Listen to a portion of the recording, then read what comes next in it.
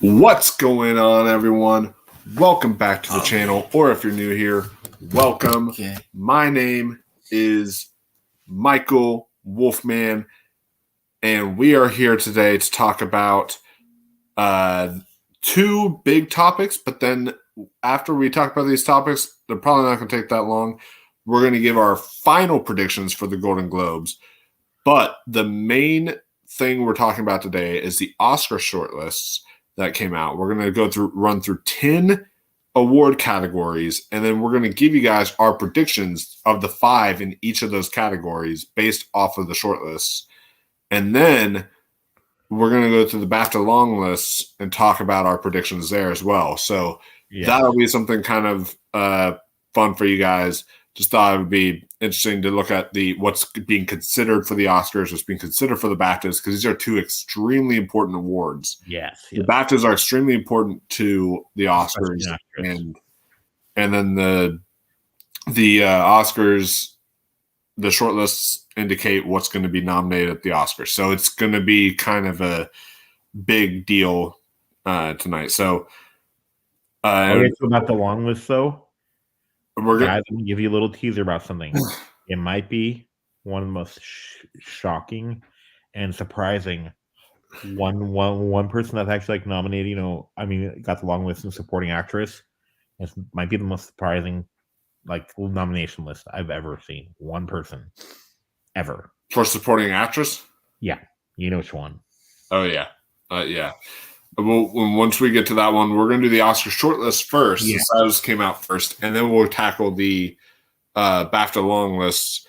But we have you can scoot in a little bit more if you want people to see you. But Zaire is back again. To read the names. Oh, no. And so these are all the long lists in each category. And this is short lists. And these are starting with, these are each of the first category is the short list for Best International Feature. So there you go. Whew. All right. Okay. Armanida Armanska. Okay. Yeah.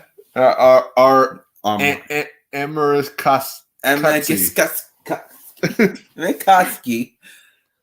Okay. Bonhunten, the monk with the monk and the gun. Oh, that sounds good actually. Denmark. Doesn't have the word gun in it. The Promised Land. Finland. Fallen leaves. Okay, leaves. Okay. Yes. Okay. France. The Taste of Things. Germany, The Teacher's Lounge. Iceland, God's Land. Italy, El Capitano. Io Capitano. Yes. Japan, Perfect Days. Mexico. Titan. Okay. Morocco. Totem. Hey, Totem. Morocco. The Mother of Lies. Ooh, that sounds good though too. Spain. Society of the Snow. Tosca. 4 Daughters. Ooh, okay. Zaire, just because Zaire, they won't want you. 20 Days in Mariupol. Okay. Yeah. United Kingdom Zone of Entrance. Okay. There you go. Not bad. So these are good titles. So yeah, those are good titles. So in those in that category, I think what I am predicting, and I've seen Perfect Days, I've seen Totem, I've seen 4 Daughters, I've seen 20 Days in Mariupol, I've seen The Teacher's Lounge. I watched some of Godland. I need to finish it. So I've seen I've seen Fallen Leaves. So I've seen about 6 of these films here. And I also need to see Society of Snow since it's on Netflix now. But but yeah, I've seen about 6 of these films, and all the 6 I've seen are really great. The ones I'm predicting, I think the ones that are most likely to get in are The Zone of Interest, The Taste of Things, Fallen Leaves. At this rate, I think Fallen Leaves is just kicking off. I think The Teacher's Lounge could get in from Germany, and then it's all about that 5th slot. And I'm honestly, and it pains me to say it because I was thinking about it, and Perfect Days might be my favorite movie of the year.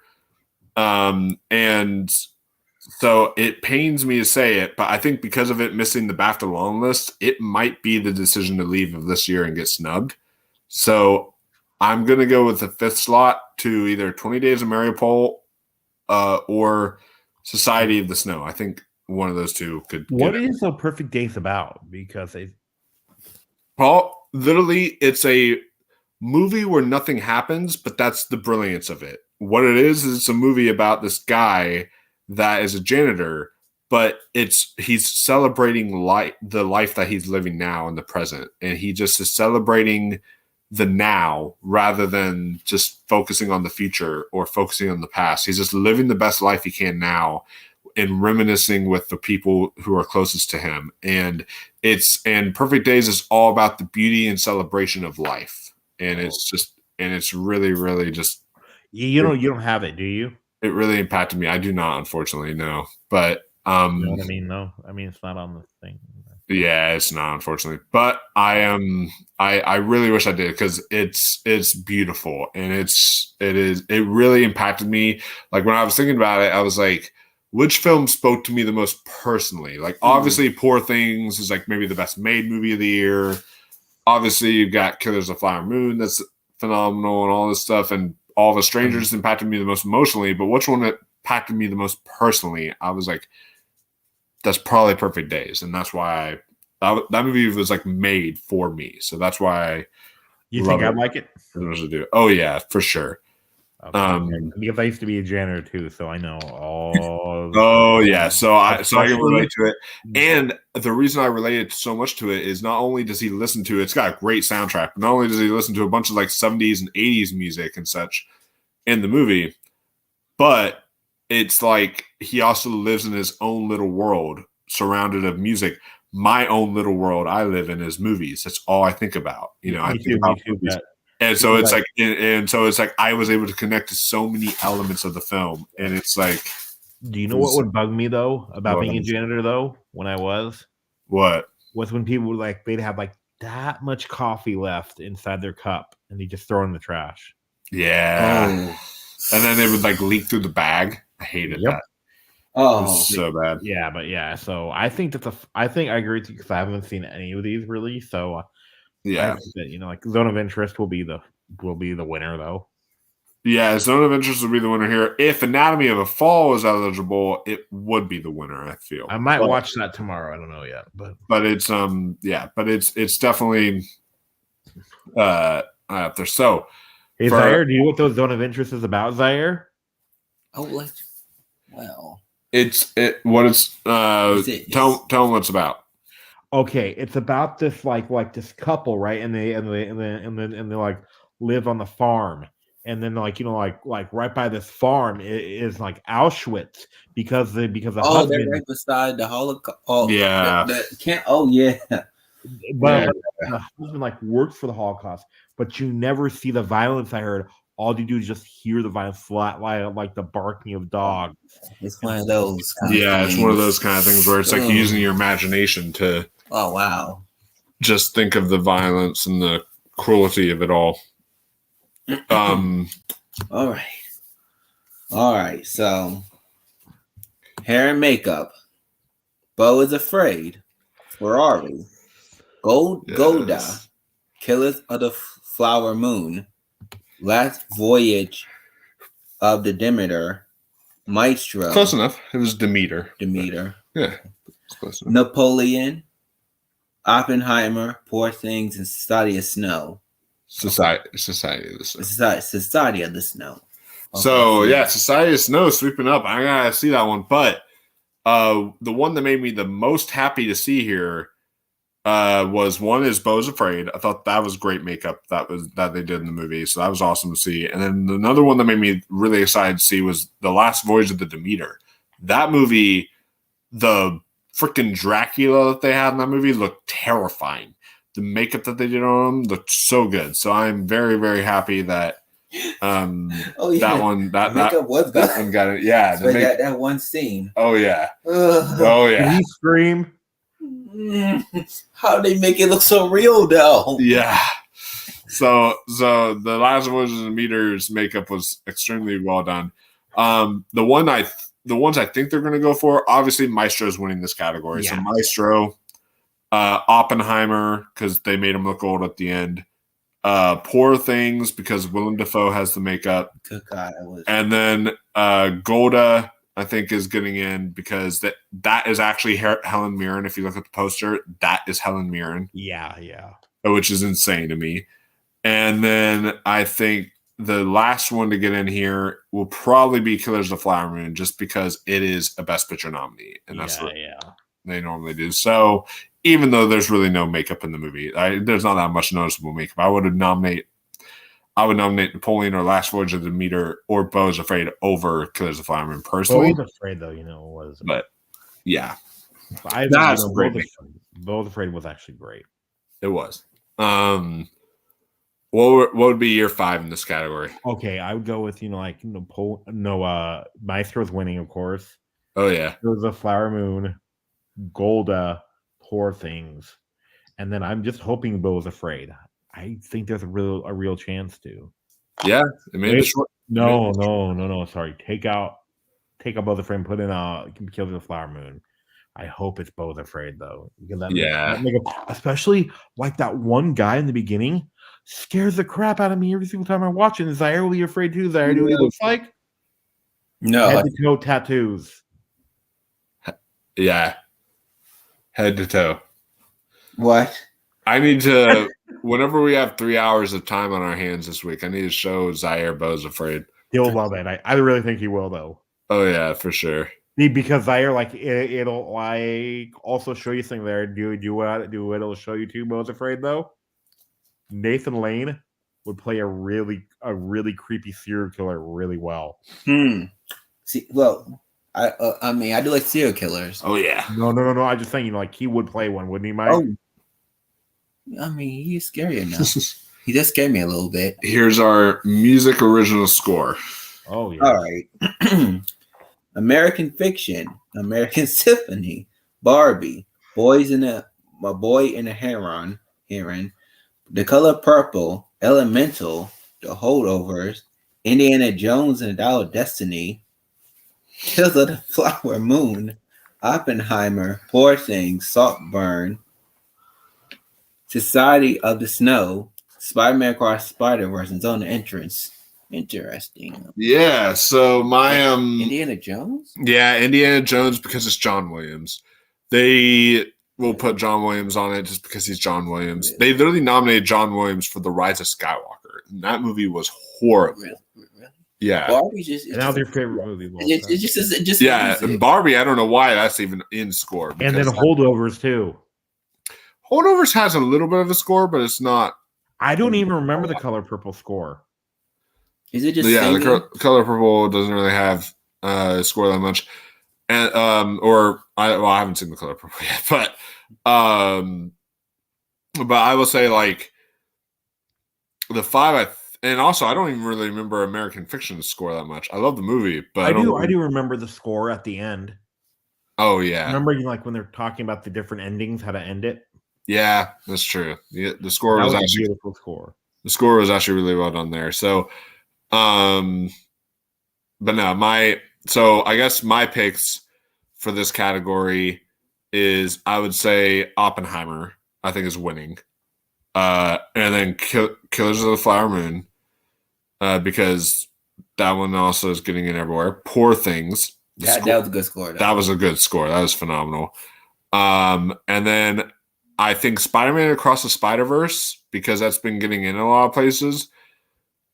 And then I am tempted to put Zone of Interest in score because apparently I hear the score is phenomenal in that movie. But I'm actually gonna disappoint you guys. I know. But it's the Academy, and the Academy is gonna make me mad. And they're going to nominate John Williams for being John Williams in Indiana Jones and the Dial of Destiny. Because all there will be like, they'll be like, dun, dun, dun, dun, dun, dun, dun, they'll be like, oh, that's like amazing score, even though it's not. So it's like, they're just gonna freaking freak out about that, and it's gonna be stupid. So that's why I'm gonna have that in my fifth slot, and that's the 5 I think that it's gonna be. What do you think? I'm gonna surprise you though. Okay. I think the 5 will be okay. I think Killers of the Flower Moon is actually winning. You know why? Oh, because the composer passed away? I think so, yeah. Yeah. And then Oppenheimer, and then like don't be surprised if American Fiction, John Williams, and then I think the best score of the year is actually Elemental. Really? I don't remember that. Yeah, remember the light piano when they're like holding their hands and stuff. It was Thomas Newman. Yeah. That was beautiful. For me personally, the best score of the year so far is Poor Things. But once I see the Zone of Interest, it might change because I hear that score is phenomenal. But Poor Things is great. But the Poor Things. Have you seen Poor Things yet? I did. He did. He watched it with us. Yeah. Did you like it? For me. He said it was a little too much for him. Would you? Oh, did he see Saltburn? No, not yet. I'm gonna show him Saltburn. Oh, you gotta get his live reaction to the bathtub. Do it to me again. Yeah, my brain is recovering from Poor Things. No, Zaire. Yeah. Poor Things is almost like a T-ball game compared to Saltburn. Yeah. How far do you want me to go? I'm not gonna spoil anything for him, but all I'll say is period blood. That's all you need to know. And this one too. Mike? Huh? Oh yeah. Oh god. Oh god. Oh yeah. I was like, oh god. Well, all right. It's Never Went Away. American Symphony. Oh wait, and this category is music original song. Oh, so song. Okay. Yeah. Dear Alien, Who Art in Heaven, Asteroid City. City. Oh, that's not a bad name. Yeah. Dance the Night Away, Barbie. Are you kidding me? I'm just kidding, Barbie. Yeah. What I Was Made For, Barbie. Are you kidding? Keep It Moving, Color Purple. Superpower, Color Purple. The Fire Inside, Flaming Hot. High Life from Florida Sun. Flora Suns. Meet in the Middle, Flora Suns. Can't Catch Me Now from Hunger Games. The Ballad of Snakes. Songbirds and Snakes. Yeah, there you go. Okay. Whizzle. A Song for My People. Killed of the Fly Moon. Quiet Eyes. Past Lives. Road to Freedom. Rustin. And I Am a Dreamer from Spider-Man Across the Spider-Verse. Nice. Am I dreaming? Yeah, nice. So those are some great song choices, but one thing that's noticeable here for all of you guys is the one that's missing on this short list is pages. When you explain something to you too, if it's not on the short, you're not gonna win. It's not gonna win. Look. No, it can't even get nominated at all. It's not even gonna get nominated at all. It's so good, but I'll make it though. Yeah, unfortunately. But and then there's a rule too. We gotta explain too, though. Oh yeah, there is a rule. So all 3 Barbie songs cannot make it in. There's 3 Barbie songs on the short list, but only 2 songs can be nominated from a movie. So they can't nominate all 3. So I think the 2 that will be nominated from Barbie is What Was I Made For and I'm Just Ken.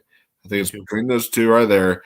And then after that, the other ones I'd go with are I think Road to Freedom is going to get nominated for most, and they usually do those kind of movies in Best Original Song. And then I think in this case, I could see of course, The Fire Inside from Flamin' Hot, because that's Diane Warren. And then I think Can't Catch Me Now from Hunger Games, Ballad of Songbirds and Snakes. I'm going to go with that one because that's Olivia Rodrigo. They might want Olivia Rodrigo to come to the Oscar ceremony, stuff like that. So that's why I think that they'll go Can't Catch Me Now. So those I agree with three of yours. Okay, which ones? You know, the two Barbie songs, and then the Flamin' Hot one with Diane Warren. Yeah. And then I'm gonna go with the Color Purple song, because that song was great. And wait, which one from the Color Purple? They have Keep It Moving, and then they have Superpower. Keep It Moving. Nice. Okay. Because and it's done by Halle Bailey, and I want her there too. Oh yeah, that's true. Because if you hear the song, it's great too. Yeah. So nice. But I know Peach would make me mad.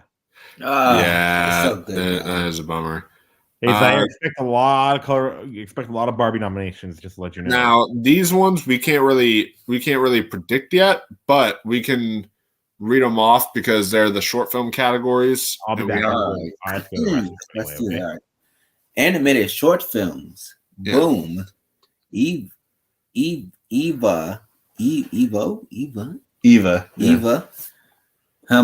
Himo. Smoke. I'm Hip.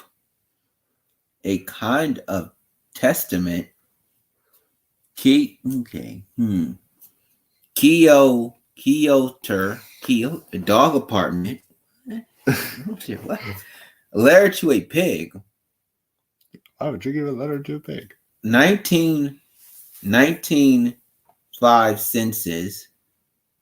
Okay. Yeah. Once Upon a Studio. Our Union. Peachy Jerome. Okay. We're reading through the short films right now. Pete. 27. A War Over, inspired by music of John and Yoko. And Wow Summon. Is that the actual? Hold up, is that the full title? The War is Over, inspired by the music of John and Yoko. Okay, yeah, and then there's Wow Summon is the next movie, but that's wild. That's long. It's a long time. Not as weird as the name of the Dahmer show. That's true. But nothing will top last year's short category title, which is My Year of Dicks. My Year of that was funny. What? Or what about the original title, Birds of Prey? The one about and then had some other funny one. I forget the name of it. Is that one I'm thinking about? The one. Then this is live action short film. Oh, live action short film. The After. The Anne Frank Gift Shop. And that's messed up. That's messed up. Oh, Jesus. Well, okay, Spanish. Okay. Benevento's Los Angeles. A Dead Cat. Good Boy. Invisible Border. Invincible. Okay. Invisible Border. Okay. Night of Fortune. The One Note Man. Red, White, and Blue. The Shepherd. Strange Way of Life. The Wonderful Story of Henry Sugar in Yellow. Nice. I can tell you only 2 because I've not seen any of these, but I can tell you at least I expect Strange Way of Life to get in there because that's from Pedro Almodovar, and then The Wonderful Story of Henry Sugar. I expect to get in there. He did one of my favorite films of all time. Pedro Almodovar did. Which ones? It's called Talk to Her. Oh yeah, I did hear about that one. And then here's the category for sound. Sound. All right, sound. Barbie, The Creator, Ferrari, The Killer of the Flower Moon, Maestro, Mission Impossible: Day of Reckoning Part 1, Napoleon, Oppenheimer, and Zone of Interest. Nice. So my 5 in best sound, I think are going to be. I think in best sound we're going to have Oppenheimer winning this category. It's going to take it. And then the next one will be Zone of Interest because I hear the sound design is incredible in that movie. And then I think Napoleon because of the battle sequences. I think Maestro because of the composing sequences. And then Killers of the Flower Moon. Those are my 5 for best sound. What do y'all think are the 5 getting the best sound? And the Iron Claw wasn't even nominated? It wasn't on the short list for best sound, unfortunately. No. Okay. That really made me mad. I would say that would be my second favorite behind Oppenheimer. That wasn't. Yeah, because the sound design in the Iron Claw was incredible. But what about you, Ross? We'll go Ross. I got 4 out of your 5, and then I'm trying to think.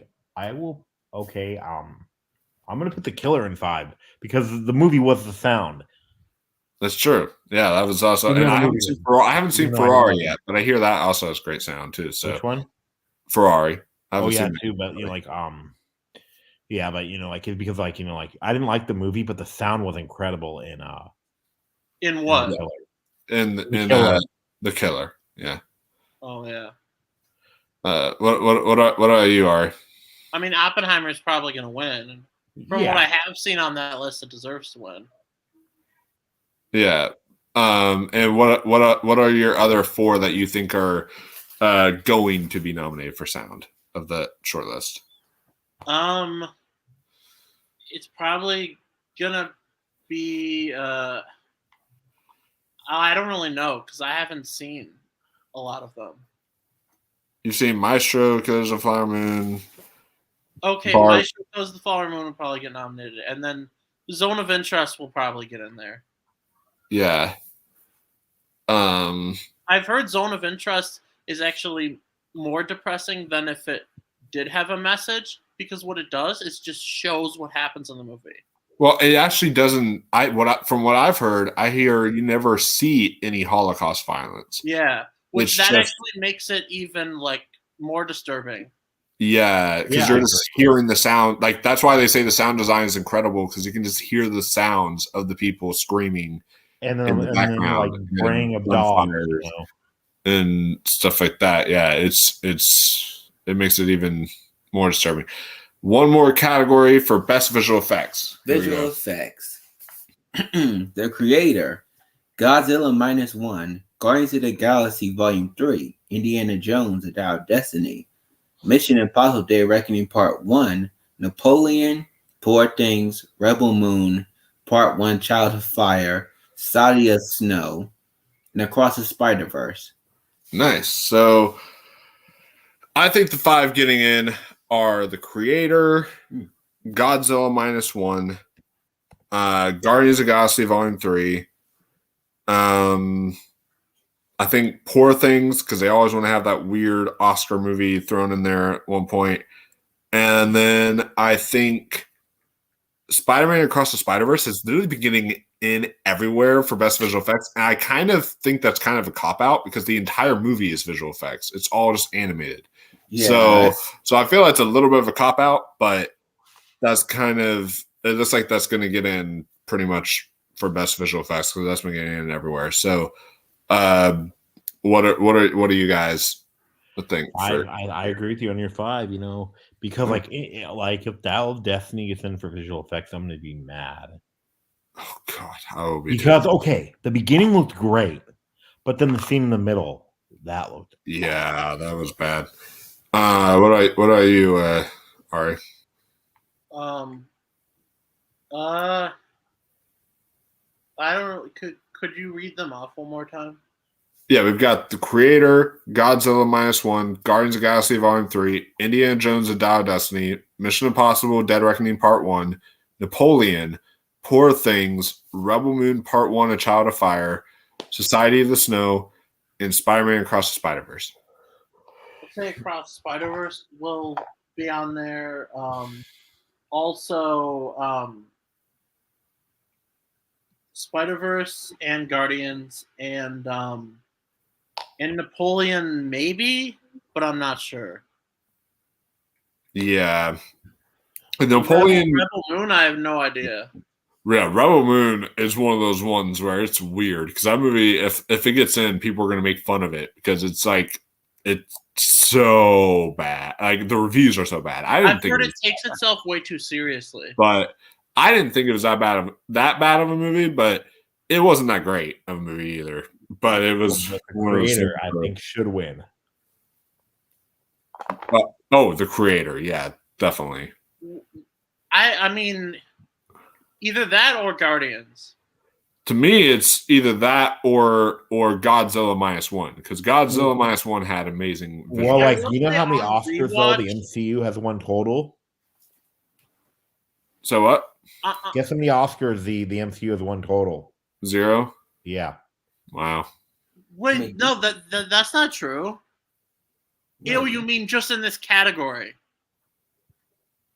Yeah, I think it means. Okay, yeah, maybe, yeah. Yeah, you meant just in because it's Black Panther won score and. Yeah, you're right, yeah. Yeah. Yeah. But Guardians, I mean, all of that. I mean, effects, all the practical effects, were amazing. Like the High Evolutionary, his mask thing.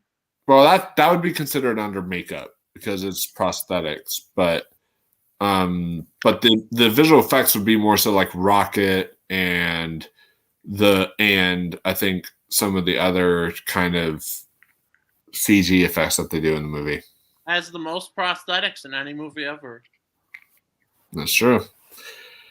So next up, before we get to our review section, we'll do the BAFTA long list. Well, then we'll go to the reviews, and then we'll give you guys our final Golden Globe predictions. Yeah, because Ari, I don't know if you watched since the beginning.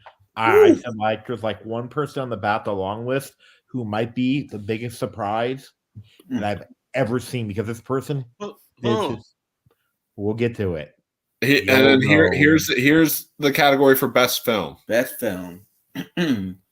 All of Us Strangers, Anatomy of Fall, Barbie, The Holdovers, Killers of the Flower Moon, Maestro, Oppenheimer, Past Lives, Poor Things, and Zone of Interest. Nice. Okay, got some interest. So for me, I think here at the BAFTAs, I think the 5 that they're going to go with for best film will be Oppenheimer, Killers of the Flower Moon, Poor Things, obviously, and then I want to say Barbie and then the Zone of Interest, but I don't know. It could be Past Lives, the Zone of Interest. I have to think about that, but it might be because they're going to go with 5 here. So I think maybe those 5. But what do you think, Ross? Barbie. No, I'm gonna go with like Oppenheimer, Holdovers, Killers of the Flower Moon, Barbie, and the Zone of Interest. Nice. Yeah, I could definitely because I think I have to think about them, but then the Holdovers it might still be my number 1, but it might be my number 2 of the year. I don't know yet. Yeah, I got a lot of thinking to do too because I'm like it's mostly between my top 5. I'm like I don't know which way to put it. Once we reach our end of the year, this is the hardest list I've ever had to. Yeah, me too. Because like okay, like my number 1. I mean, like okay, it's weird because like 3 through 9, I have pretty much in place. Yeah, but then like 1, 2, and 10 are the. For me, it's my 1, 2, 3, and 4 that keeps switching. So my 1, 2, 3, and 4 in no particular order are Perfect Days, Poor Things, Killers of Flower Moon, and All of Us Strangers. But it's like just the order of how to put them all. It's just my 4. My 4 are American Fiction, The Holdovers, Past Lives, Oppenheimer, and then The Creator. Yeah, those are my top 5. Yeah, that's kind of we'll be doing our lists in mid-January, but and we'll have a better idea of how to rank it once we do our lists mid-January. But Ari, what 5 do you think the BAFTAs are going to nominate on their long lists here? You are muted, my friend. For Best Picture. Yeah, for Best Film. Here, just walk around. Here, walk over. The 10 one more time. Okay, so the 10 that they're going to be choosing 5 from are All of Us Strangers, Anatomy of a Fall, Barbie, The Holdovers, Killers of the Flower Moon, Maestro, Oppenheimer, Past Lives, Poor Things, and The Zone of Interest. I'd say Anatomy of a Fall, Past Lives, Oppenheimer. Is that 4? That's 3 you just mentioned. That's 3. Did I say Killers of the Flower Moon? Not yet. So Well, actually, I don't know. I'm not sure. That seems like it's kind of losing a little traction. Oh, I don't think so at all. Oh no, that's been winning critic awards. That's been Okay. I think that could still. Then I'd say that too. I don't know. Zone of Interest. I've been seeing things, but I don't. I'd say I'll put that on there. Yeah, that makes sense. For outstanding British. Oh wait, what was that? Where has Killers been winning stuff? Mostly like critics awards. So it's won like National Board of Review. It won like the New York Film Critics, Boston, Circle. Tennessee. You know, it's won a lot of critics awards, and apparently since the HFPA is like gone from the Golden Globes, pretty much like they're banning the HFPA from even attending this year, from what I've heard. So like, so the racists are out. So yeah, pretty much. So because they're trying to change things, it's like the Golden Globes are like a critics group this year. So a lot of people I'm hearing are predicting Killers of the Flower Moon to actually win at the Golden Globes. So that'll be interesting if it can pull that off. But great movie. It is. It's coming to streaming on next Friday, people too. It does. What? I'll see it again. Coming to Apple TV next Friday. Yeah. Mm. And then outstanding British film. Real quick, I will list these off. All of Us Strangers, Chicken Run, Dawn of the Nugget, and then The Deepest Breath, The Great Escaper, How to Have Sex, Napoleon, The Old Oak, One Life, Poor Things, Rylane, Saltburn, Scrapper, Tetris, Wonka, and The Zone of Interest. Now, they're going to select 10 out of these 15 films. So, because they usually do 10 British films since they're the BAFTAs and 5 for Best Film. But what 10 do y'all think are going to be selected? I know which one's okay. All the Strangers is in because it got both nominees. True. Poor Things. Yeah. If you'll go later on, you'll see How to Have Sex is getting in everywhere in this award show. Oh yeah. And then I think they'll probably do Wonka, and then I forget the rest, but I think Rylane because it's been getting nominated a lot. Yeah. Did you see Wonka yet? Not yet, but I can tell you my 10 are for sure. I think the 10 that are going to be nominated are All of Us Strangers, How to Have Sex. He's watched it on me say How to Have Sex. But yeah, that is the title of the movie. Which, by the way, that title is kind of dark once you realize what it's about. It's like, but then I think Napoleon, Poor Things, Rylane, Saltburn, Scrapper, The Zone of Interest, and then maybe Wonka, and I don't know. The Old Oak sounds British as fuck, so I'll go. So I'll go the Old Oak. So there you go. I come to my oak tree. Old Oak. Well, what about you, Ari? Yeah, I wasn't aware of this. And he froze. Are you good, buddy? There you go. Okay. I froze. Yeah, you froze. You're good now. Oh, I was just saying I wasn't aware of this movie's existence until like a day or two ago. Rye Lane, but it sounds interesting. Really? Wow. No, I I watched wasn't them. aware of How to Have Sex either. Yeah, well, As soon as I saw that on the list, I was like, you weren't "Whoa, aware of how to have sex? Michael after this got That's nominated. quite easy, man. It's quite easy to have sex. My What? friend. What? No, You but finally learned now from this film. Colin Firth is in it though too. Is in Wait, Rye who? Lane. wait, who?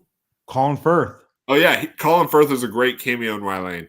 Rye Lane is on Hulu. I watched that earlier in the year, and that was fantastic.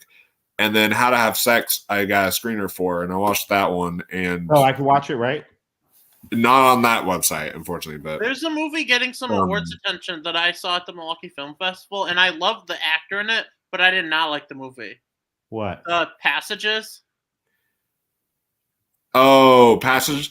I can understand why you didn't like the movie. I didn't really get anything from it. No, not like understanding. Like I didn't take away anything from it. I completely get that, but it's like the performances were outstanding. Like it to me, felt kind of aimless. Like I've seen this before, and it wasn't really done in an interesting. It's way. like to me, like Ben Whishaw was incredible in that movie, and so is some of the other actors in that film. But yeah. I would say I guess Tetris is on here just because they nominate like every British movie because that it got Well, they did not nominate The Haunting in Venice or whatever that one was called. Michael. You said every British movie. Okay, they're not nominating that mustache. Come on. That would be cool if they did. That would be funny. What if they just removed his face except for the mustache? And they only nominated the mustache? I'm gonna say Poor Things. Poor Things, Saltburn, Wonka, The Zone of Interest, Rye Lane, The Old Oak. I said All of Us Strangers already. Outside that, I don't really know. How to Have Sex, so you got to put in there. Yeah. Okay. Okay. And then that one's definitely getting in because that one's just like, and then here's outstanding debut by British writer / director. Well, Blue Bag of Life, by Bobby Wine, the People's President, Earth Mama. The end we start from. How to have if the streets were on fire, if there's anybody out there but society, Rye Lane and Scraper. Okay, the streets are on fire sounds interesting. The name alone. So, speaking of names alone, so I don't necessarily want to give you guys too much of a spoiler, but all I'll say is How to Have Sex. Y'all can get what I'm saying when I say this. It's about the dark side of having sex. Y'all know what that is. Oh. And so it's kind of an ironic title considering what's that? What it's about. Michael, did you see any of the Emmy wins from tonight? No, not yet. Tim Robinson won for I Think You Should Leave, and they used that clip. The drive-through. Oh, that's great. Film posted it, and they posted that clip. He won for Best Actor in a Short Form Series. Yeah. Oh, that's awesome. But for these five, I think the five are going to be How to Have Sex, probably Earth Mama, Rye Lane, Scrapper, Polite Society, And those are, I guess, the 5. Yeah, so those are the 5 I think Yeah, I'm I going with. agree because I haven't I'm seen surprised to any. see Polite Society getting attention. It came out so early in the year. Yeah, I'm You very never happy. know, though. Very happy wouldn't it- for it. Because, if you remember, though, Everything Everywhere All at Once came out in March or April. That's true. Well, yeah, So- it can happen, but it doesn't happen often. And just like Silence of the Lambs came out on Valentine's Day. No, yeah, it's happened, but it's not. It doesn't happen a lot. What No. what about you? What 5 do you think are getting in for outstanding debut by British writer / director? I would say Rye Lane. I don't know because I haven't heard of most of these. Scrapper I've heard is actually really good. Yeah, It's Scrapper. The Scrapper is phenomenal. I love that movie. Is Scrapper out?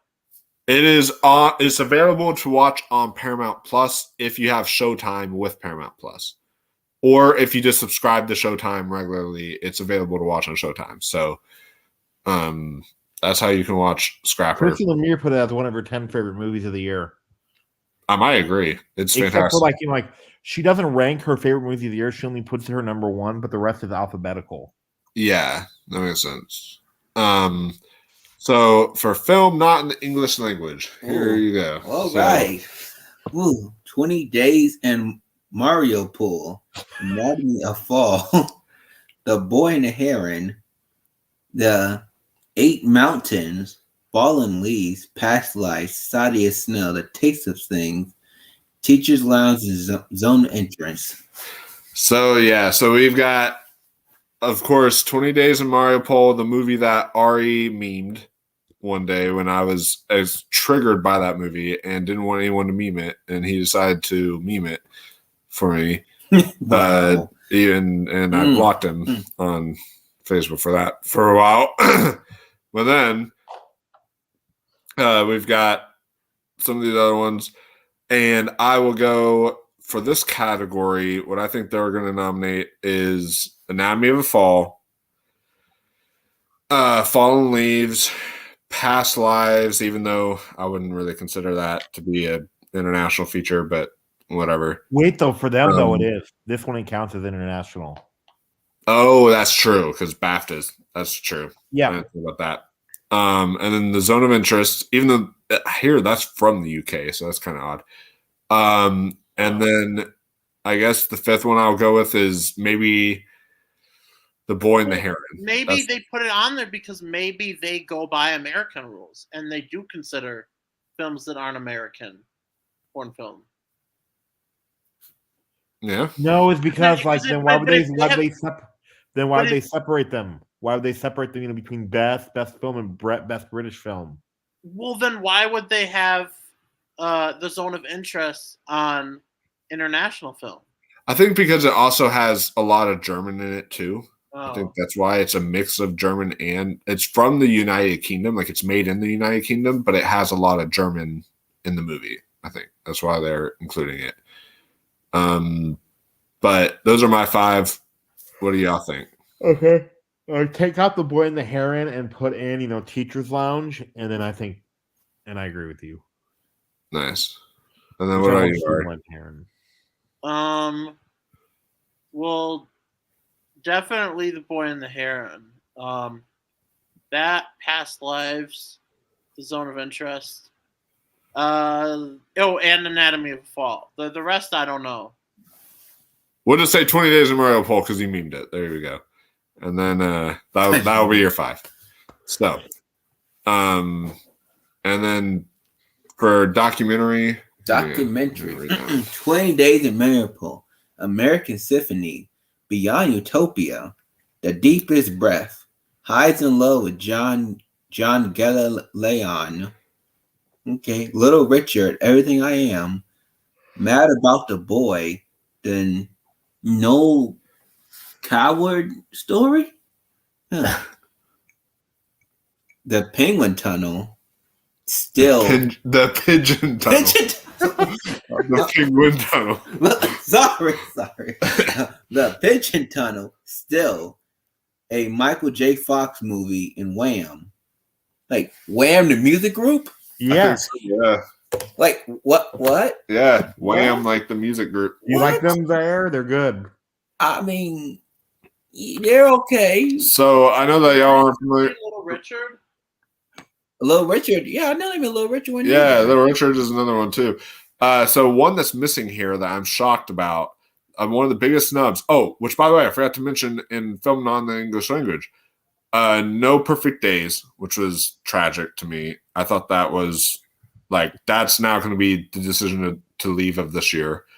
But the on documentary feature, No Four Daughters, which I was surprised about because that documentary seems to be getting in everywhere. It seems to be like sweeping wins everywhere.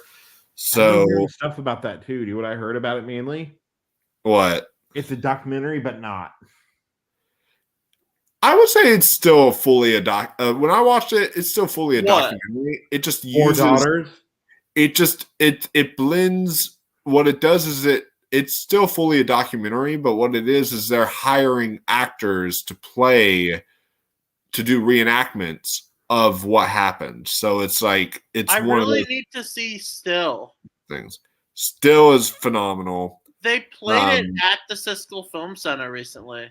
And then I do recommend 20 Days in Mariupol, even though you would probably find it funny, Ari. And I then, watched a clip for it, and I don't know if I could get through it. Yeah, it's hard to watch. But my picks for documentary are 20 Days in Mariupol, Still a Michael J. Fox story, Beyond Utopia, probably American Sympathy, and then maybe I'll go with The Pigeon Tunnel. I don't really know there, so I'm just going out on a limb there. We have movie fans in here. Says, what's going on, man?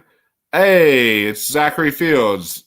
I know you, man. It says, I know these have no chance, but I would love to see Storm Reed get a nomination for Best Actress for Missing. That would be great. Yeah. And then he did say also Madeline Yuna Voles for supporting actress for The Creator. She was so good. Yes. She's in Best Young Actor / Actress at the Critics' Choice Awards, which is excellent. And then he also says, I wish Godzilla -1 was on the shortlist for score. Yeah. That also had a great score to it too. Fantastic. But here we are for animated film. Yeah. Oh, animated film. All right. The Boy and the Herring, Chicken Run, Dawn of Chicken Nuggets. Dawn of Chicken Nuggets? No, it's Dawn of the Nugget. Hold on. You talking about The Chicken Run? Yeah. The Chicken Run. Yeah. It's part 2. It's part 2. It's a sequel. I don't count it. It's on a hand cannon. The Elemental, Nimona. Spider-Man Across the Spider-Verse, Super Mario Brother, and Ninja Turtles Mutant Mayhem. And Wish. One of those films cannot be on the radar. I'm sorry. I forgot which it is this day. Everyone forgot about Wish, don't worry. No, but to me, the nominees here are going to be Spider-Man Across the Spider-Verse. I think Elemental, The Boy and the Heron,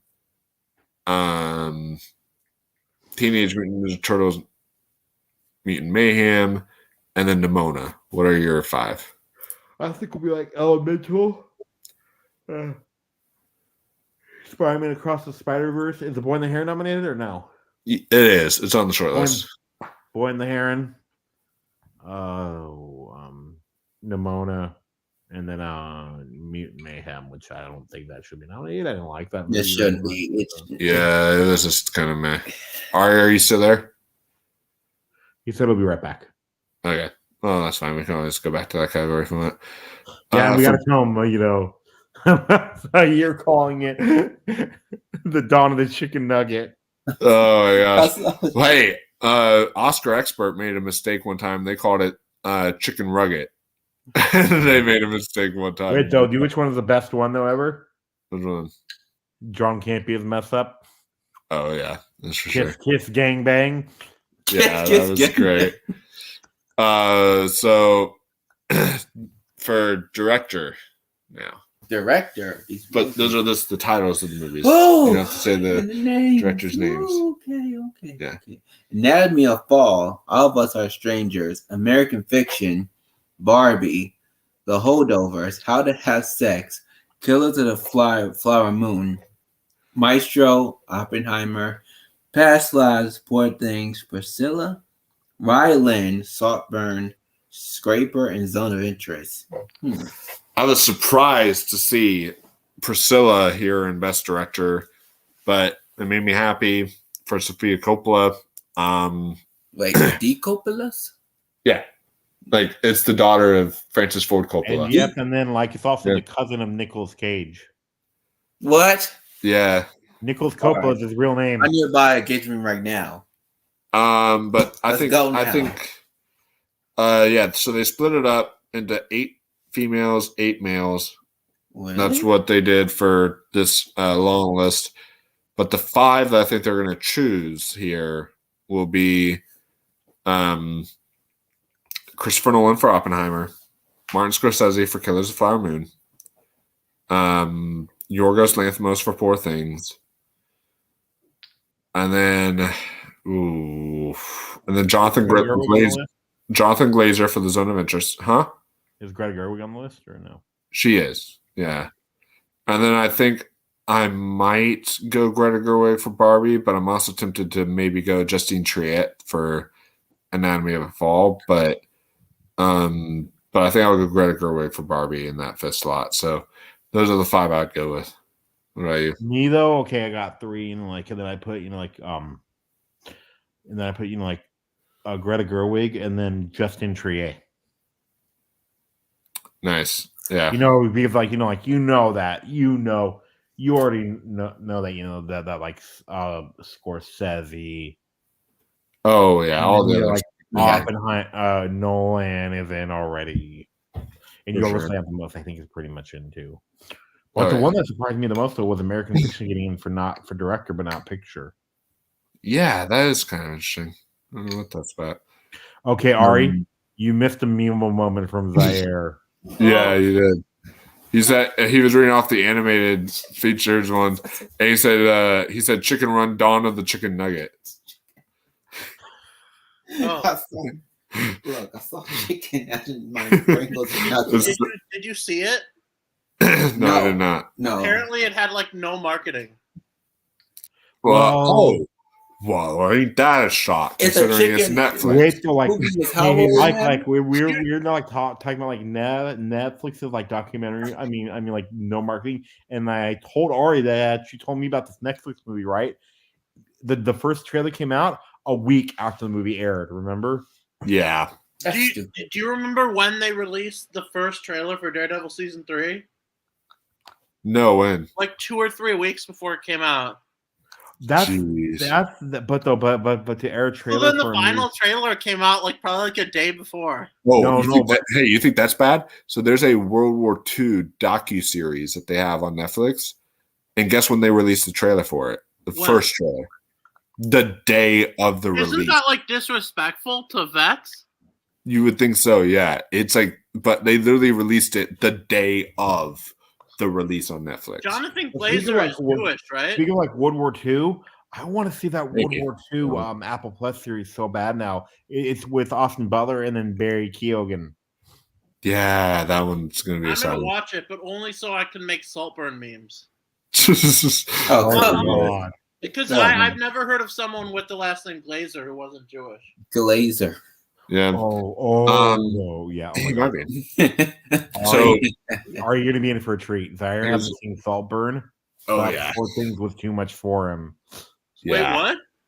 Zaire hasn't seen Saltburn, but he said Poor Things was too much for him. So imagine. Well, I'm sure he enjoyed the bathtub scene. No, he hasn't seen Saltburn yet. But Poor Things was too much for him. Yeah. Poor Things is, Poor Things is pretty weird. Yeah, but compared to Saltburn. So I've seen a lot of people say they think Poor Things is way weirder. What do you think? Which one do you think is weirder? I'm seeing people say that if you think Saltburn is weird, then you don't watch a lot of movies. No. Someone said like you need to expand your film watch list if you think Saltburn is weird.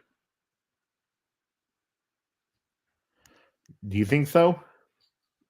I think it's pretty weird. I mean, it's pretty. It's not that it's weird. It's more. But Saltburn has been picking up steam lately. A lot of steam ever since it hit Amazon Prime. That's awesome. I think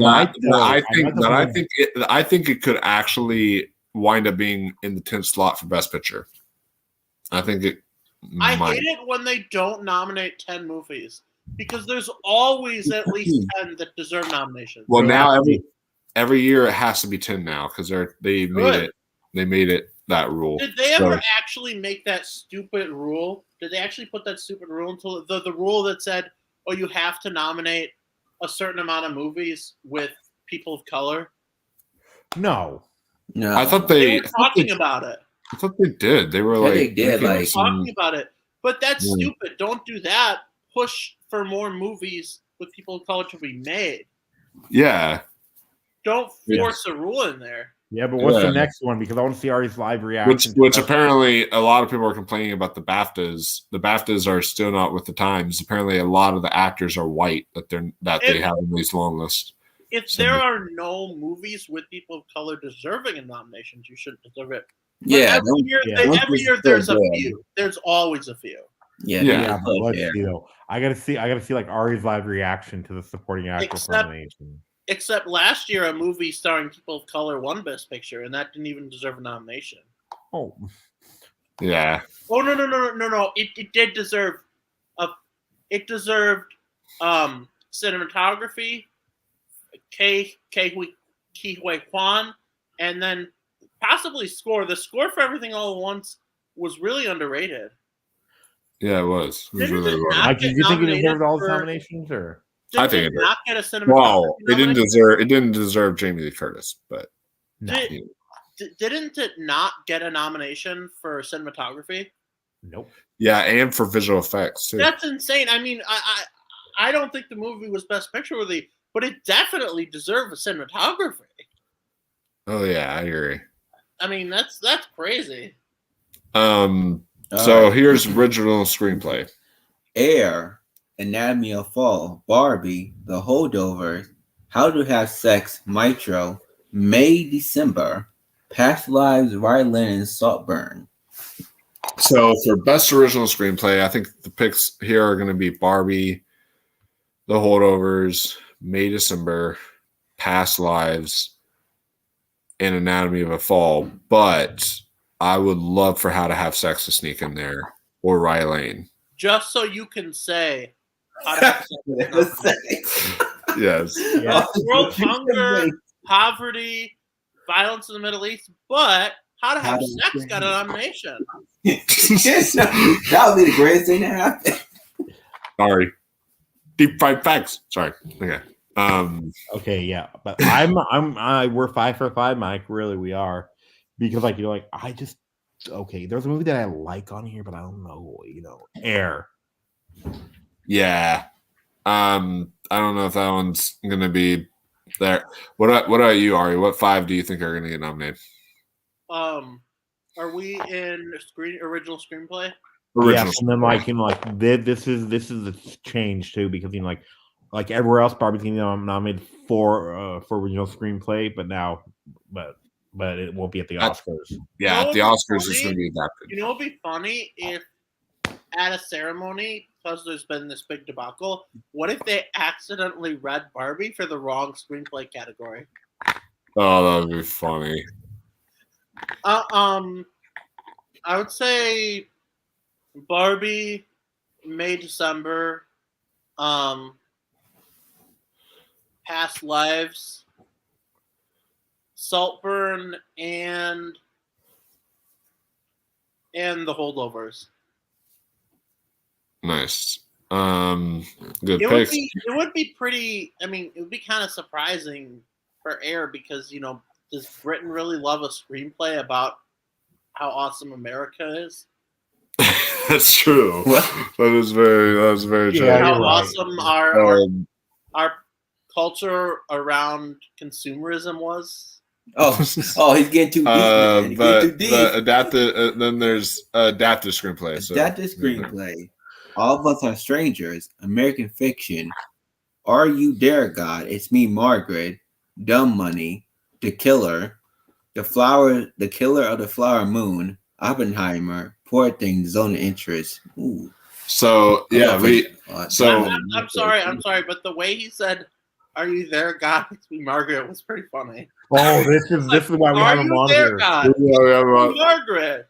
Wait, the last year though, Ari. Like he's on the phone and God's not answering. Are you there, Last God? year though, Hey. last year Ari. It's me, Margaret. Okay, like he said that last year the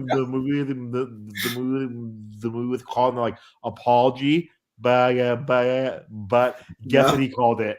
Don't What? say it. Applesauce. Yep. Right. He called it apology applesauce. AAP, okay? Oh, shit, yeah. That was really funny. So, How? That's weird. I heard AAP. Okay, look, listen. This goes places, okay? So, This goes places. so for this, I think the picks will be All of Us Strangers. I hope that gets nominated at the Oscars too for adapted screenplay. And then it's wild to me that Dumb Money is here. I don't think it's going to get nominated, but that's wild to me. And then, especially over Priscilla. Priscilla not getting nominated. How would Dumb Money get a nomination? I mean, it's a good movie, but like, No, it's a great movie. Yeah, It's a great movie. who thinks that movie is awards worthy? Well, the BAFTAs apparently. I guess so. Yeah, the BAFTAs think it's awards worthy. But All of Us Strangers, I think will get in there. Killers of the Flower Moon, Oppenheimer, Poor Things, and then I think the last one I'll say is maybe American Fiction, but I'm tempted to more so say Zone of Interest there. I will put it in Zone of Interest. American. Yeah. I don't see them liking American Fiction as much as the Oscars will. I think American Fiction will get into a lot of categories.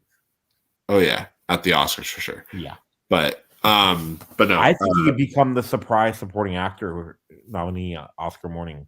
So are you 5 for 5 with me? Yeah, yeah. Sterling K. Brown. Oh yeah, Sterling K. Brown. He was really good. He will be. I think he'll be. And ketchup is red.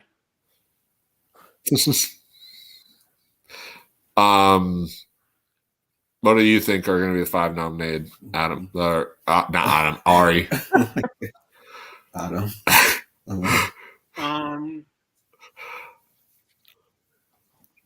Let's see. This is adapted screenplay, right? Yeah. I'm gonna say Kills the Flower Moon, Oppenheimer.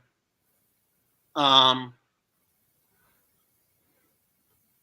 You There, God? It's Me, Margaret. And then I think American Fiction is gonna get in there. I hope you're right. That's a great script. Oh, and Poor Things. Oh yeah, of course.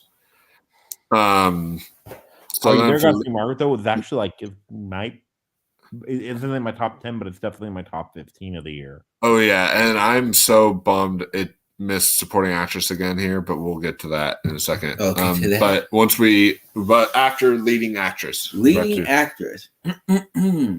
Antoinette Bennett. Benning. Sorry, Benning. NYAD. Naiad. Not NYAD. It's called Naiad. Okay. Carrie Mulligan. Okay. Maestro. Emma Stone. Poor Things.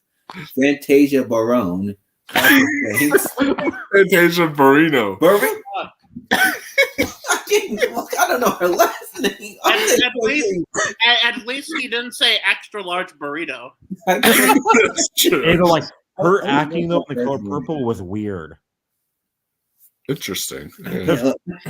Going like this, Greta Lee, Past Lives, Lily Gladstone, Killers of the Flower Moon, Margot Robbie, Barbie, Mia McKenna Bruce, How to Have Sex.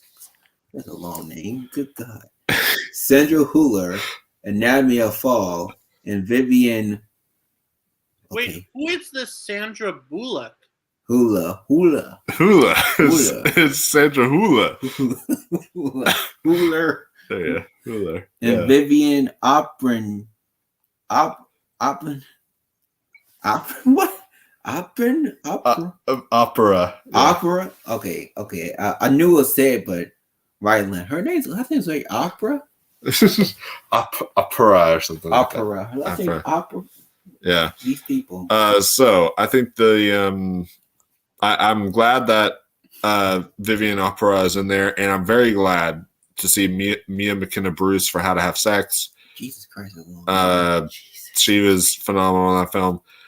But the 5 that I think are going to nominate are Lily Gladstone for Killers of the Flower Moon, Carey Mulligan for Maestro, Emma Stone for Poor Things, Sandra Hüller for Anatomy of a Fall, and then either Mia McKenna Bruce for How to Have Sex, or they'll go maybe Greta Lee for Past Lives. I'm leaning more Greta Lee for Past Lives. Me but too. those are So the- we're 5 those for are the 5. Nice. Greta Lee was great, wasn't she, Zaire? Yeah, she Yeah, was awesome. definitely. Yeah, I know. I thought she was better than the guy. Whoa, hold on, man. I felt for the other guy, man. I felt for this man. I was like, it hurt me to watch this. What about John Magaro? He was good too. He was very good. Hmm. He was the white man. But yeah, I didn't feel Very much good. for him. Okay, he was lucky one. He was lucky one. He was the lucky guy in the story. yeah. He was the lucky one. But what 5 do you think are going to nominate, Ross? I said we're 5. Oh yeah. And then what about you, Ari? Mm,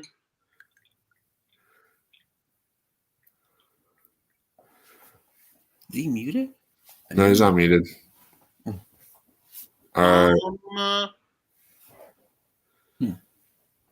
Carey Mulligan,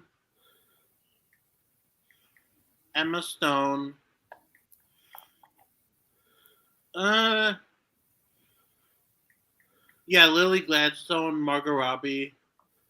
Is that 4? That's 4. Did I say Carey Mulligan? Yeah, you did. Then I'm gonna say Fantasia Barrino. Okay. Nice. All right, next is So next is leading actor. main actor. Andrew Scott. Scott. Andrew Scott. There you go. Got myself. Yeah. All of us are strangers. Barry Killigan. It's very Keoghan. Tigers. Keoghan. Okay, wow. Saltburn. Keoghan. Ooh. Bradley Cooper. Maestro. Cillian Murphy. Cillian Murphy. What was it? Oppenheimer. Coleman Diego. Rustin. It's Coleman Domingo. Domingo.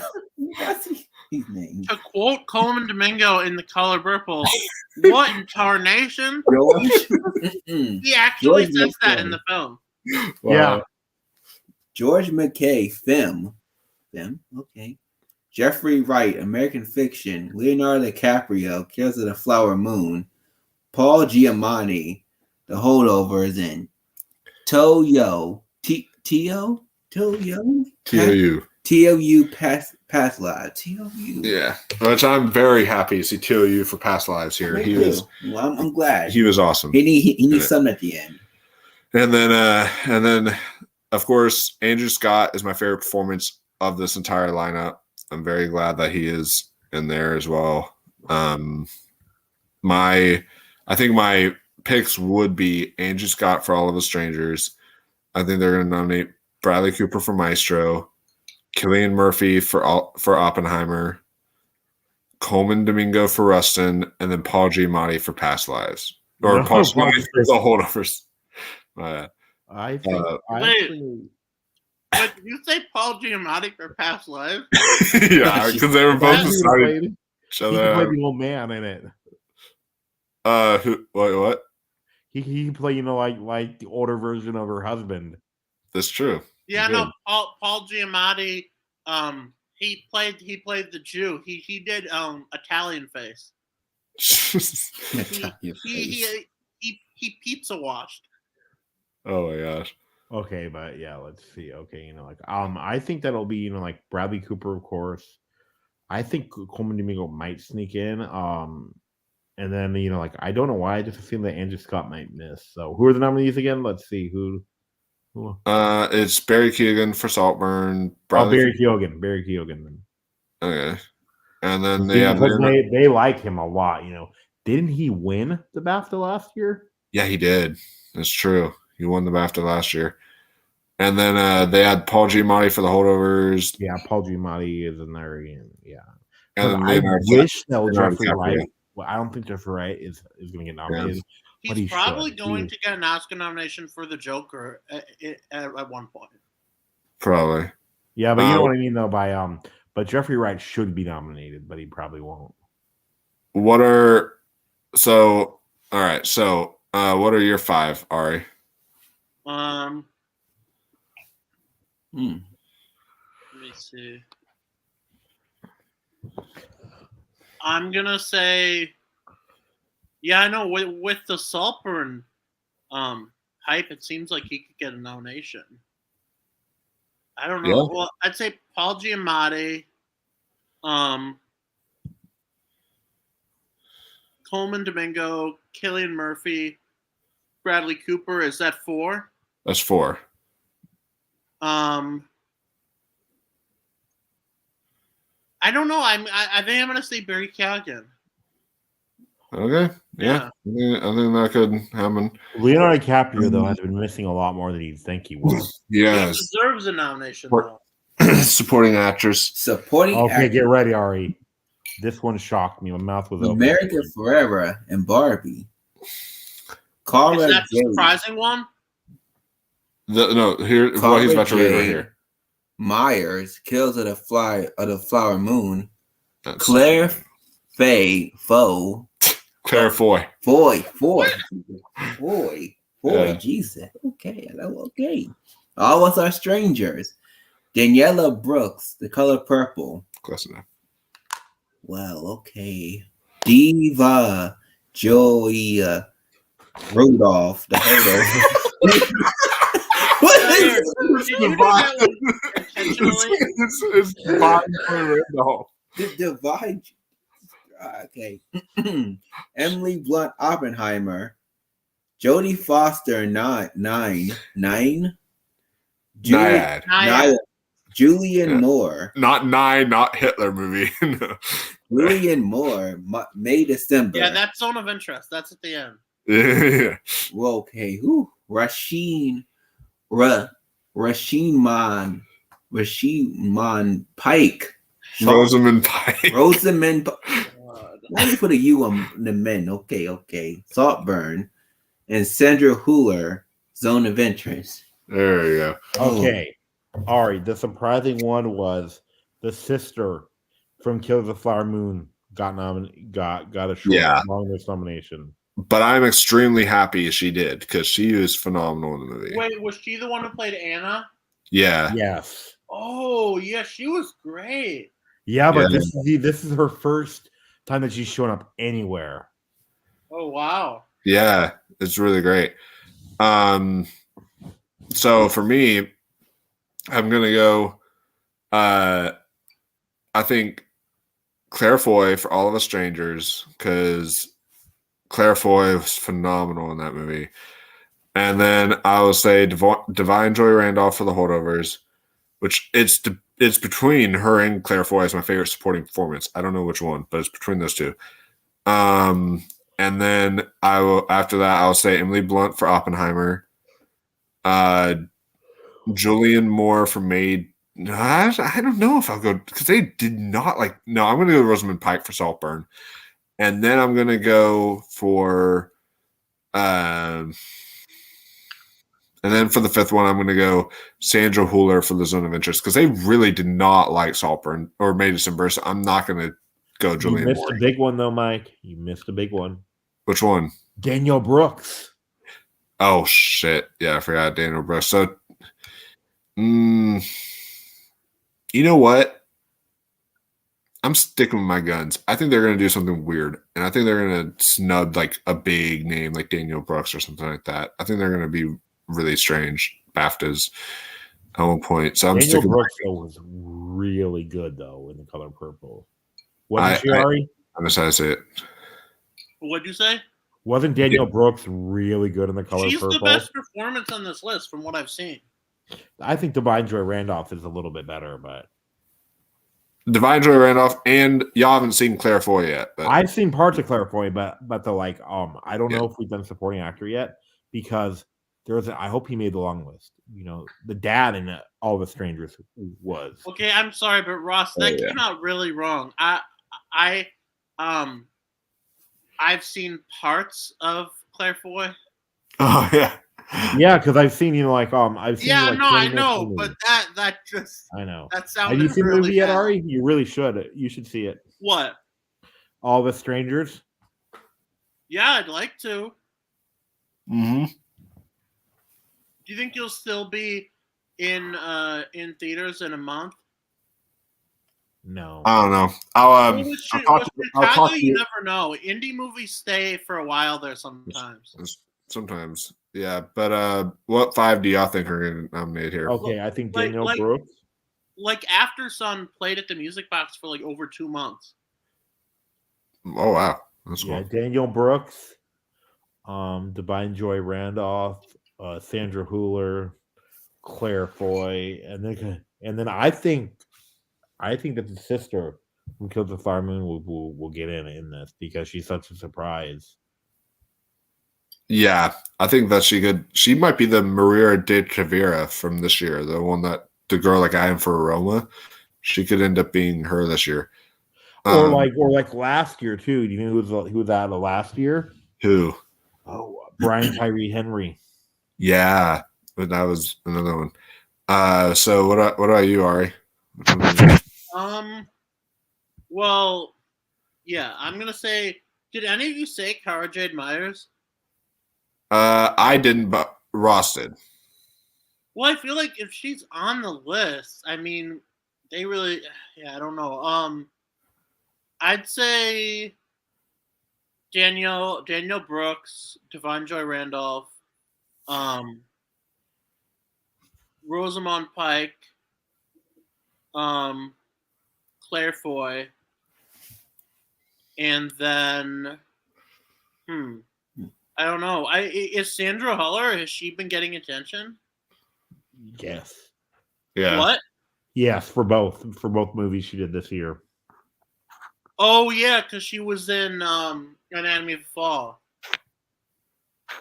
Yeah, I'd say her then. Yeah. Okay. I didn't love Barbie, but America Ferrera was really good in it. American Ferrera, I liked Oppenheimer more, but American Ferrera was better than Emily Blunt in Oppenheimer. Yeah. Because, Do you think she's almost becoming a lock? I feel like it now. which one? America Ferrera? I think Emily Blunt's more of a lock than American Ferrera right now, personally. Emily Blunt was not Oscar worthy. She was not, but she's been getting in everywhere, so I think she's more of a lock. I think that's the thing where it's just because she was in the movie she's getting nominated. Yeah, I think that's true too. So supporting actor, and this will be the last one he reads because I would just want to fly through the rest of the categories. Supporting? All right. Yeah. Ooh, Anthony Hopkins, One Life. Ben Whishaw, Passages. Dominic Sousa, The Holdovers. Yeah. Jacob, wow, okay. L. Doherty, Saltburn. Jacob Elordi. Lord.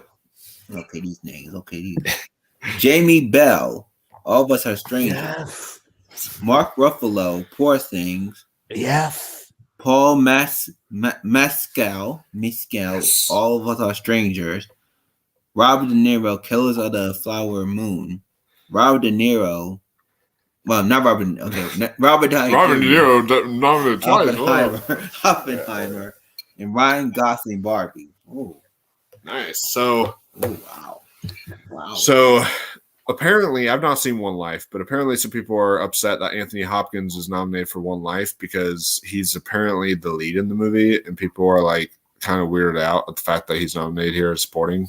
But he was Oscar worthy in Armageddon Time. I've not. I wanted to see that. I missed it though, unfortunately. He was so good in that. Oh man, I'm so mad. He's always great. I always love Anthony Hopkins. And then let's see. The big snub here, of course, is 2. There's no Willem Dafoe for Poor Things. Oh. And then there's no. The biggest one is my favorite supporting performance of the year, which is no Charles Melton for May December. Yeah, me too. That made me mad. So that one is really heartbreaking. I think it's Jeremy Allen White or Robert De Niro. Or wait, no. There was another one that I really like. Jeremy Allen White wasn't nominated. Oh yeah. He should have been though. But no, I think Holt McClaney was a little better. Yeah. We've got, but out of all those ones, which one? What 5 do y'all think are going to nominate? Okay, I think that Jamie Bell, who was excellent in the 20 minutes I saw, and I think Paul Mescal, and then Robert Downey Jr., Robert De Niro, and then Ryan Gosling. So yeah, for me, I think I'm going to go Jamie Bell for All of Us Strangers, and then I'm going to go Robert De Niro for Careless Fireman, Robert Downey Jr. for Oppenheimer, Ryan Gosling for Barbie, and then Mark Ruffalo for Poor Things. I think Anthony Hopkins will get in there just because it's Anthony Hopkins. He might. They nominated him for the 2 Popes. So isn't that movie a 2 Popes reunion? Because isn't the other guy in it? Oh, maybe. I forget. I saw that he was in. Yeah, it is. Yeah. It is. Nice. I'd say Anthony Hopkins. Paul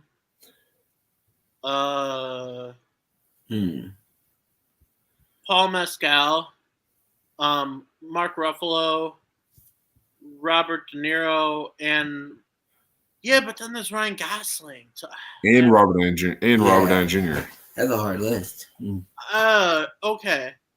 I'm gonna say Ryan Gosling, Robert Downey Jr., Robert De Niro. There's 2 Roberts, and I'm gonna say I don't know because Paul Mescal, people really like him. Yeah, but Jamie Bell's really good in it. Then I'd say Jamie Bell, and then is that 5? It's actually they're actually going to be nominating 6 performances. So you can Then Jamie Bell and Mark Ruffalo. So if I knew that, then I'm going to put both All of Us Strangers people in there. But yeah, because Jamie Bell's incredible in. Oh yeah, for sure.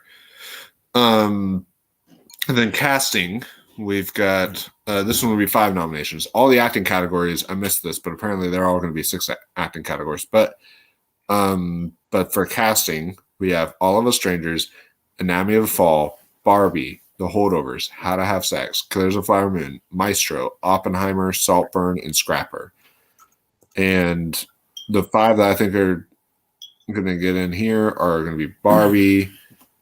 Surprised no Poor Things is here, but Barbie, The Holdovers, Killers of the Flower Moon, Oppenheimer, and Saltburn. I think those are my 5. Nice. Because Ari wants Maestro to sweep the casting category. Wait, what did you say? I said my 5 are Barbie, The Holdovers. No. What did Ross say about me?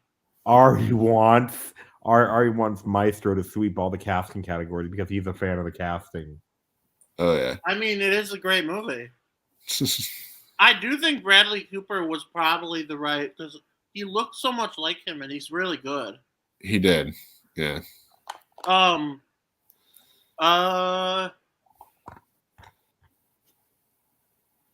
gonna say that. Well, Barbie definitely. Yeah. And then Maestro and Oppenheimer. Outside of that, I don't really know. All right. The Barbie casting was really for cool. for cinematography, there's Barbie, The Creator, Ferrari, Killers of the Flower Moon, Maestro, Napoleon, Oppenheimer, Poor Things, Saltburn, and The Zone of Interest. My 5 are Killers of the Flower Moon, Maestro, Oppenheimer, Poor Things, and then maybe Saltburn. Possibly. Poor Things should win. I agree. Saltburn had amazing cinematography too. Yeah, but yeah, Poor Things should win. Until I see Zone of Interest, maybe Zone of Interest will have the best. Me too, yeah. When's it gonna come in? There's 3 Jewish films on the casting list. Nice. But I mean, why would you care about that? No. But you care? Yeah, who cares about Jews? yeah, exactly. Now, but what would you pick, Ari? Maestro, Oppenheimer, Poor Things, Zone of Interest, because I've heard that cinematography is really good. And then Barbie. And I hate to say it, I'm not a fan of Barbie, but it did have pretty unique cinematography. Yeah, it did, and that would make Rodrigo Priego, I think is his name. He would be a double-time nominee for Barbie and Killers of the Flower Moon. Oh, he did the cinematography for both. But for best costume design, okay, so this is kind of odd to me. In costume design, one of these. In production design, it makes sense, but I don't see a production design category here. Oh no, I do see one, and it got in for both, but it's weird that this is in for costume design. Asteroid City. I don't know why. That's kind of strange to me in costume design. And then they have Barbie, Ferrari, Killers of the Flower Moon, Maestro, Napoleon, Oppenheimer, Poor Things, Saltburn, and Wonka. So for me, I think the 5 are going to be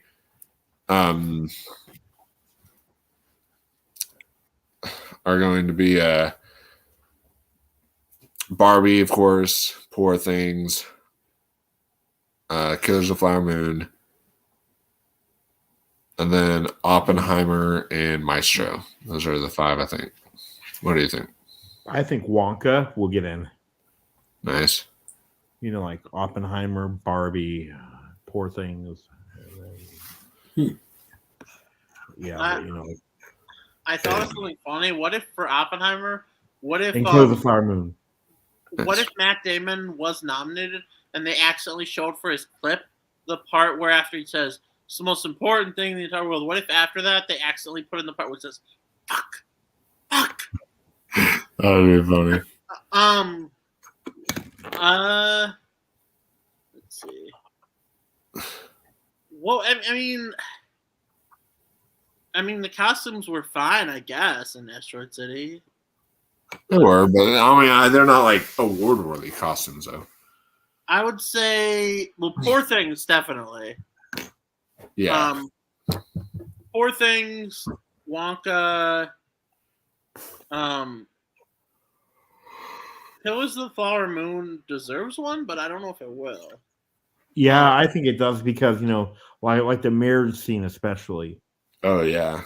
Poor Things, Wonka, Oppenheimer, I don't know. They love mint and I don't soup. know about Napoleon, probably. Yeah. Napoleon, yeah, I'd say Napoleon, Maestro, Poor Things, Wonka, and Barbie. Nice. So for best editing, The nominees are All of Us Strangers, Anatomy of a Fall, Barbie, Killers of the Flower Moon, Maestro, Mission Impossible Dead Reckoning Part 1, Oppenheimer, Poor Things, Saltburn, and The Zone of Interest. And my 5 are, I think, Zone of Interest, Oppenheimer, Poor Things, Barbie, and then Anatomy of a Fall. I think Dead Reckoning will get in there somehow, and Killers of the Flower Moon. Interesting. Okay. Because like that one scene, like 2 scenes make me think of great editing in the new Mission Impossible though. Which ones? The train scene. Oh yeah. Remember, I think it's the airport, like when we're trying to figure out the bomb thing. Yeah, that's true. And then like the scene where the AI copies Simon Pegg's voice. That's another good one. And then when they kept on like cutting back and forth, and so. What about you, Ari? It's for editing. Yeah. Probably Anatomy of a Fall. Well, the editing in that deserves a nomination. My favorite editing of the year. Yeah. Is so good. I'd say Anatomy of a Fall, Barbie, Maestro. Maestro also deserves an editing nomination. Oppenheimer probably will. I mostly liked the editing, but there were some parts where I didn't in Oppenheimer. In like the first hour, there was a part where like he's talking intensely with someone, and they kept cutting back and forth, and I'm like, they should have just been a one shot. Yeah. So that's 4, I believe. It is. I think I think Poor Things is gonna be the 5th. Makes sense. Yeah. Poor Things had great editing though. For makeup and hair, I've got Barbie, Ferrari, Golda, Killers of the Flower Moon, Maestro, Napoleon, Oppenheimer, Poor Things, Priscilla, and Wonka. Good to see Priscilla finally in one of these categories. Should have been in costumes. Surprised I was not in costumes. But I will say for makeup and hair, I'll say Barbie, Maestro, Golda, Poor Things, and Oppenheimer. Those are the 5, I think. Yeah, me too. Actually, yeah, but Golda's makeup is incredible. Oh yeah, for sure. What about you, I Ari? heard it was a pretty good movie though. I'm gonna say okay. Barbie, Golda, Maestro, Oppenheimer. They looked old at the end. That's the only reason. Man, that's stupid. That's dumb. Oh, one scene. Fuck off. Yeah. Wow. I hate it when awards do that when they nominate for just one part of the movie. Like, Yeah. if it was a 30-minute sequence. Also, didn't Benny Safdie have like freaking swole cheeks in that movie? He had like they freaking must have used prosthetics on him because he had cheeks that were like like out the ear. Good movie. It's been a great year for him though too. Yeah. I honestly think I liked him better in Are You There, God? It's Me, Margaret. He was fantastic in that. Me too. I'm gonna say, well, yeah, Wonka, Poor Things, and then Maestro, Barbie. That's 4, right? So then Golda is 5. Yeah. And then for original score, we've got American Fiction, Barbie, Indiana Jones, Dial of Destiny, Killers of the Flower Moon, Napoleon, Oppenheimer, Poor Things, Saltburn, Spider-Man Across the Spider-Verse, and Wonka.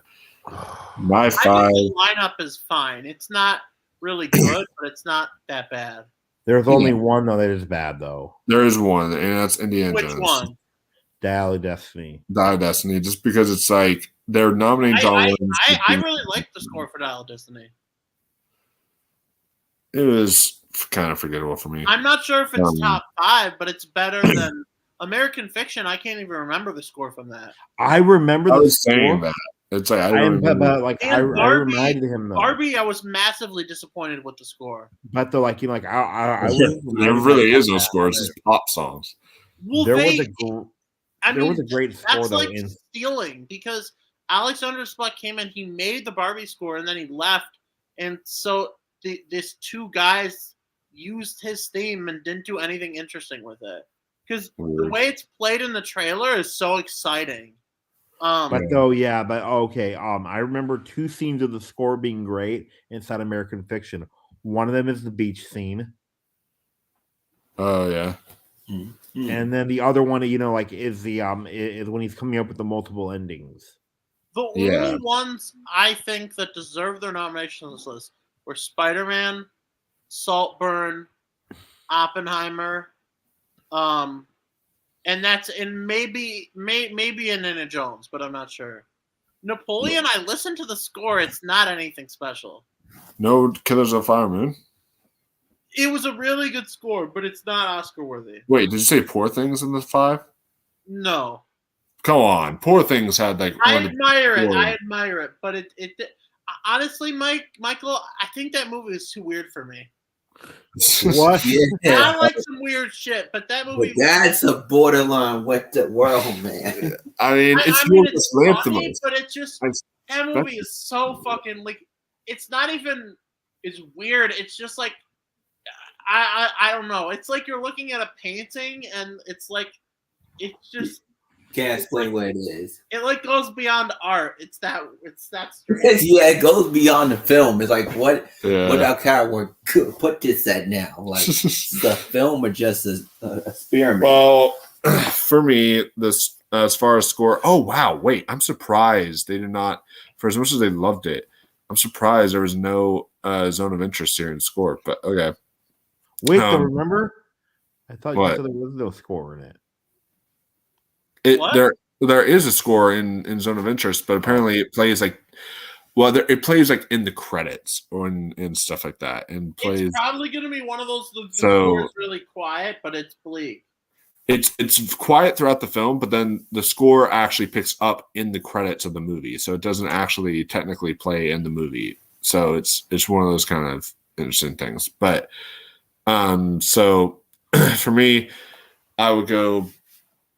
Poor Things, Saltburn, Spider-Man Across the Spider-Verse, Killers of the Flower Moon, and Oppenheimer. Those are the 5 I think are getting nominated. Yeah, and I think Oppenheimer's going to win it easily. Oh yeah, and then for production design, we've got Asteroid City, Barbie, Ferrari, Killers of the Flower Moon, Maestro, Napoleon, Oppenheimer, Poor Things, Wonka, and The Zone of Interest. And the ones I think will be nominated for production design are Barbie, Poor Things, Killers of the Flower Moon, The Zone of Interest, and Asteroid City. Yeah, those are my 5 because I've seen, and I actually think that Poor Things should win production design. I would agree with that. Production design and Poor Things is incredible. What are you, Ari? Probably yeah. Well, Barbie definitely. Yeah. Poor Things deserves a nomination. If it doesn't deserve to win. Oh yeah. Yeah. The look of the sky, that was crazy.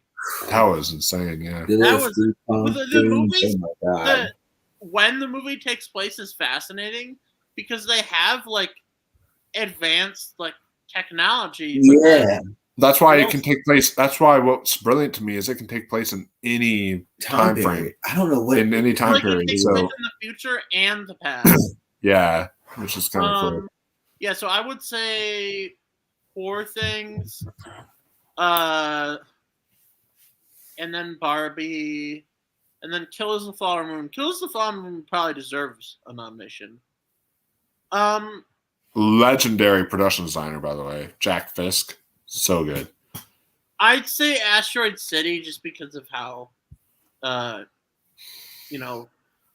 Wes Anderson it is. That's true. Um, And that's then 5. And for the 5th spot, probably. Did I say Oppenheimer? I don't remember. I think I did. Oppenheimer, Poor Things, Kills the Flower Moon, Barbie, and Asteroid City. Yeah, that's Nice. So for special visual effects, the 5, I will. Well, first off, the long list is Barbie, The Creator, Guardians of the Galaxy Volume 3, Indiana Jones and the Dial of Destiny, Mission Impossible: Dead Reckoning Part 1, Napoleon, Oppenheimer, Poor Things, Spider-Man Across the Spider-Verse, and Wonka. Oppenheimer is allowed to be here. No Godzilla -1, which is kind of interesting. Because I do think that's going to get him at the Oscars. But honestly, after rewatch, it's still really good, the effect. But looking up close, you can tell that it's like you can tell. What? like you can tell. When you look at the eyes, you can tell that you're looking at effects. I haven't seen it yet, so. Did they use CGI? I think they did sometimes, yeah. Because it kind of looks, when you look at the eyes and the movement, it kind of looks like it's claymation. The creator though should win. Yeah. So my 5 will be the creator. I think Oppenheimer, because the BAFTAs will nominate that. And then I think Poor Things.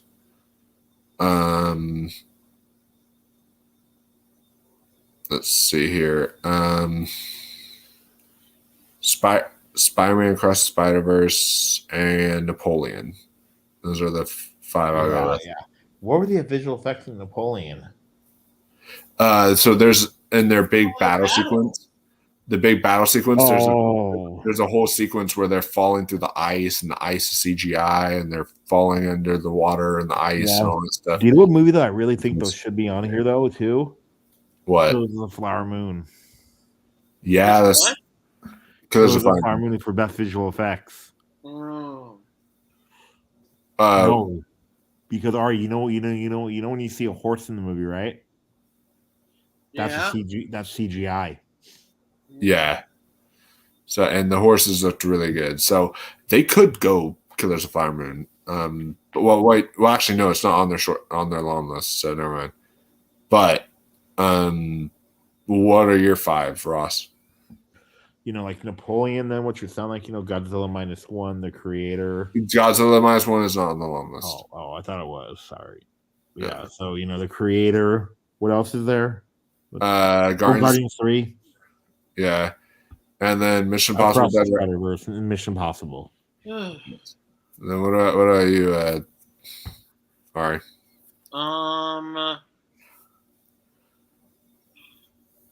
Across the Spider-Verse, and it deserves a nomination. It does, but I also feel it's a little bit of a cop out to me. I don't know. I can understand, but Spider-Man, Oppenheimer. Yeah, I think Mission Impossible will probably get in there. And then Guardians, and then Barbie. Nice. And then now for best sound, the Oppenheimer Award. The Oppenheimer Award. The long list is Barbie, Ferrari, Killers of the Flower Moon, Maestro, Mission Impossible: Dead Reckoning Part 1, Napoleon, Oppenheimer, Poor Things, Wonka, and The Zone of Interest. And the 10 I think are going to nominate are, or the 5 they're going to nominate are Oppenheimer, Killers of the Flower Moon, Maestro, Poor Things, and Zone of Interest. Although they could actually know Napoleon and Zone of Interest. I think those are going to be our 5. Yeah. And then what are you, Ari? Oppenheimer, Zone of Interest, Poor Things, Barbie, and Maestro. Nice. And then the British short stuff I haven't seen any of those, so we'll just skip those ones. But that is the BAFTA long lists. So, in our predictions for the BAFTA nominations, now we will go on to our review section. We're doing this next because I knew the other section would be a bit longer. So, we are doing our review section, and we will start off with this bad boy, American Fiction, which I will be showing to this guy tomorrow. So I'm excited to show him that. But we will start off with American Fiction. I got a screener for this one, and I got to I checked this one out and absolutely loved it. If y'all don't know what this movie is about, it's about a writer played by Jeffrey Wright, who he wants to be a professional writer, but then at one point he goes and visits this one reading ceremony, and the reading is the blackest thing you can think of. It's like they're reading off this excerpt that's like stereotypical, stereotyping black people pretty much. Can I just read out a line from it, please? Sure. It says, "Sharonda, you be pregnant again?" Pregnant again. His face, Jeffrey Wright's face in that is amazing. I know it's like you know what they said though about it too, though. Like, What? They said that like it's a better version of Hollywood Shuffle. Nice. Never seen You Hollywood know what Shuffle. Hollywood Shuffle's about? It says No. aspiring actor and hot dog stand employee Bobby Taylor catches the eye of his grandmother for auditioning for a role in the regrettably titled exploitation film Jive Time Jimmy's Revenge when Tinseltown Studios cast Taylor in the title role. He has a series of conflicted dreams satirizing African American stereotypes in Hollywood and must reconcile his career goals with his desire to remain a positive role model for his little brother. Wow. Isn't that similar? Yeah, that does sound pretty similar. Zaire was cracking up at Jive Time, right, Zaire? I want to see Josh. But pretty much what happens is he decides to start writing his own joke book, and he writes this book called My Pathology. So My Pathology, and then apparently that becomes the hit, and all these white people want to publish it, and so it's a fascinating look at how some white people in today's day and age look at the black community, and it's very, very interesting in how they. But it's also about how black people can fall into the traps of finding stereotypes of black people entertaining. Yeah, That's true. Yeah, but like I pointed out that like when I read to be like what's about, it is about like how the white people in the media, how they want the black artists to find their own voice, just only in one corner. Yeah, and so it's just like, so I thought what this film had to say was beautiful. I thought the performances were excellent from Jeffrey Wright and from Sterling K. Brown. Both are definitely deserving of nominations. The script is sharp, witty. The editing is tight. This won audience awards everywhere and deserving. So the audiences seem to be loving this movie. I definitely think it's high up there for Best Picture. Yeah, I actually think there could be a surprise winner. I think it could, because a lot of people are going to love this, and they're going to put it in their top 2 ballots. It's like, so good, yes. And then like it's funny, it's dramatic, It's got a good mix of everything in there. And there's more comedy than drama, though. There is, but I liked how they combined. I honestly wouldn't have minded if there was more drama. Yeah. I think he could have been Oscar worthy if they gave him more drama. Oh, I think he is. and then there was the only thing I'll say, and I'm not going to give any context to it. one part that was like it was a funny line. This is a good blend of giving us a funny line, and at least in my opinion, but then providing a dramatic like execution to it is the I always knew you weren't a queer or something like that. and that line there, and I was I was dying. I was dying. Oh my god! Yeah. That was like Beau is Afraid level funny. Yeah, it was. Wait, Michael, really... you should take that line and then show that shocked image of Beau. Yeah, I should. Because show the clip of him falling down the attic ladder right after she says that. Oh yeah, that was. And then like this movie though, this movie's pacing. Yeah, the pacing away is because like I was like watching, and then I didn't take any breaks, Mike. That's how much I was involved. Yeah. And then and that's something for you. So yeah, and I like checking. I said, "What? I must be like 5-10 minutes in. Let me check." Because I had to go do something. And I saw like 20 minutes in. I go, "Wow, this is moving fast." That was me today with Past Lives. I rewatched Past Lives again today, and I was like 50 minutes in, and I was like, "Are you serious? What the world?" It wasn't that long. I had a pause. I was like, "That film just like it moved." It wasn't that long.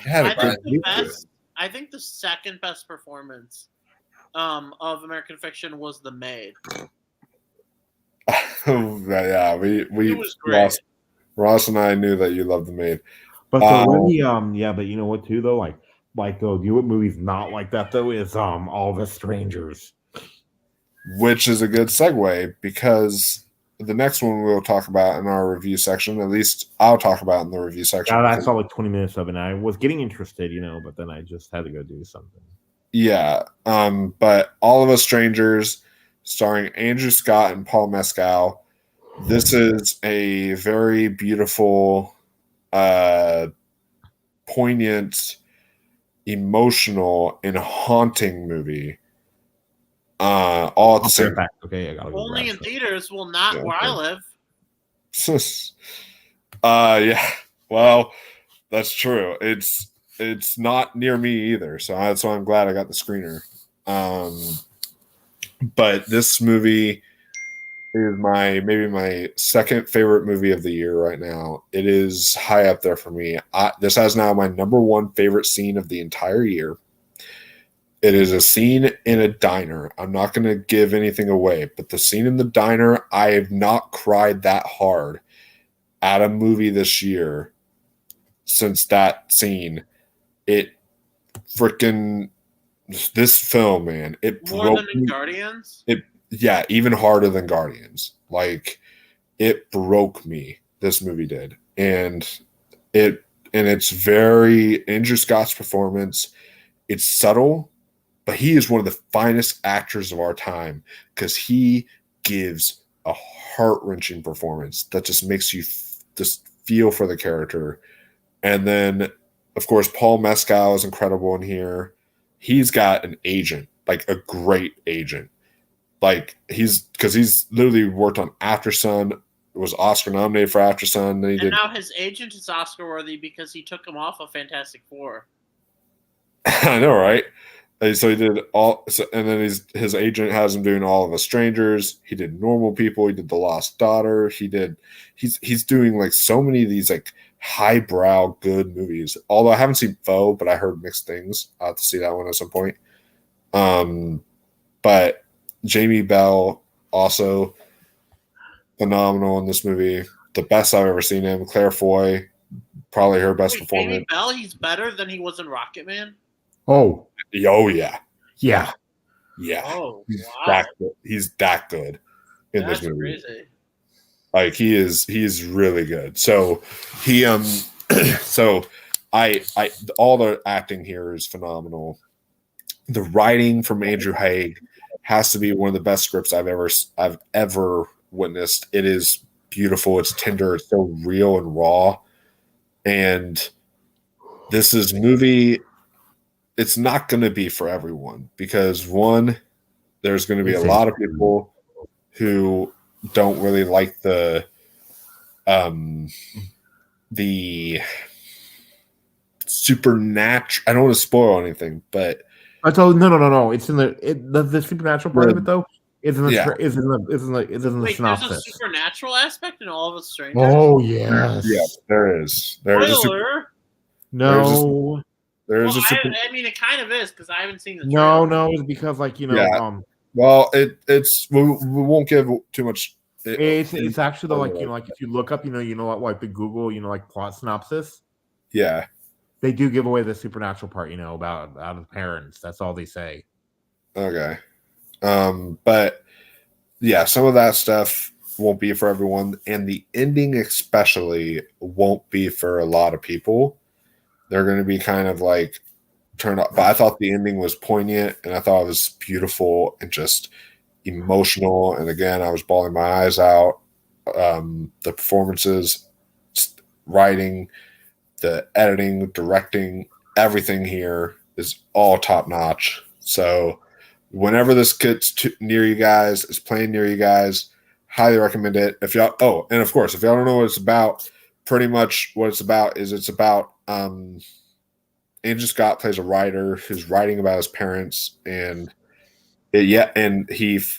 while he is writing about his parents, he comes across this man who lives in the same flat as him, and they both kind of form a connection with each other.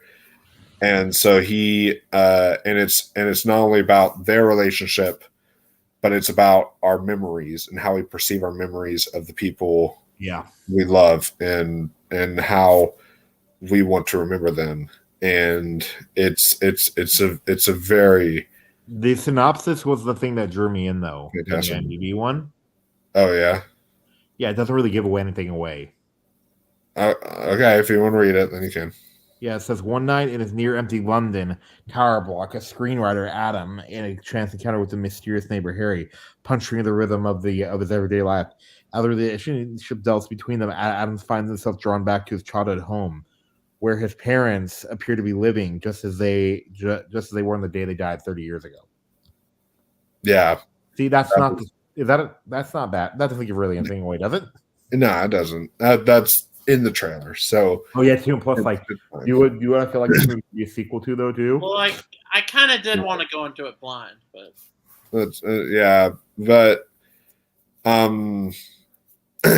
it's fine. There's still like some things like the ending, other things like that. I'm not going to tell you. There's still a lot to this movie. It's a twist at the end, but it's like wow. That's all I'll say. But it's very emotional, very heavy. Is the twist that when Bo drowned and Bo was afraid that he was transported to All of Us Strangers? Yes. He falls out of the sky, and then he sees that they're gay, and then he kills himself. I get Andrew Scott and the other guy from Poor Things confused now. What other? He gets Christopher Abbott and Andrew Scott confused. They don't look like each other. Yeah, I don't really think they look like each other either, but next one we have is another weird one that won't be for everyone, so it's another kind of segue, and that is Poor Things. A lot of people are loving this one. Family They've been talking about it. Film, all right. This is about family. It's film, all right. It's something, all right. It's but no, this film it's directed by Yorgos Lanthimos, who's done films like The Favorite, The Lobster, Killing of Sacred Deer, Dogtooth. He's done a lot of fantastic movies, and more weird stuff. He does. Yeah, he has a lot of weird stuff. He's a weird director, and and this is probably his weirdest film yet with Poor Things, but it's so exquisite and it's so beautiful. And this film is about Bella Baxter, who pretty much she is an adult human but she has the child of a brain. She has the brain of a child inside her mind, again, Willem Dafoe, who literally plays God in this movie, is pretty much made her, and she's trying to discover the world and all of its flaws and trying to change the world for the better. It's a fascinating movie. It's a fascinating look at our world, fascinating look at feminism, at just the just society, what it means to be human, everything. So it's what'd you think of this movie, Ross? Oh, I love this movie. And then like I have a few like things, like how you said about the whole, like how she based like a Frankenstein. Yeah. I wish that they would have made that a twist at the end, about the You leaned into Frankenstein. Oh, the Frankenstein thing. Wait, what do you wish the twist was? No, I said I wish they made it a twist, about the what they put inside of her. They did. They sort of did, because remember they said no. I just mean yeah, they did though, but they didn't.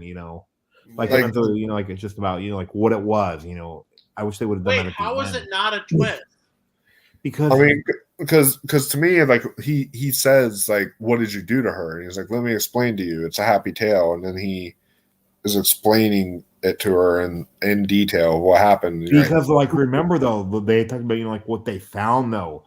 Like I wish we never would have known even what they found until the end. You don't find that out until later, so it is a twist. No, you find out pretty early on. Midway. Yeah, midway through you find out pretty much. Yeah. I thought it was a twist. But yeah, but still, like, and then like I love like like how like color and then the aspect ratio changes, like when she and this movie, they were right though. Remember when we were talking about like how this movie does the message better than Barbie? They did. Way better. Apparently Nolan hated the aspect ratio in The Creator. Really? Wow. But no, and I love the production design, costume design, and also I gotta throw this out there: the performances from all the actors. First off, Emma Stone is giving one of the hardest performances to achieve as an actor. You have to literally be a baby, and that's what I was talking about. That is so hard to do. Yeah, I know what you were talking about. Yeah. But that is such a hard. Without being annoying. Without being annoying, and she never was. She did such a good job in the film. So I gotta give her props. Mark Ruffalo might have even been my favorite. He was so great in this movie. There was a part though where I think we've all secretly wanted to do it though. When she's in the restaurant and the baby starts to cry. Oh yes!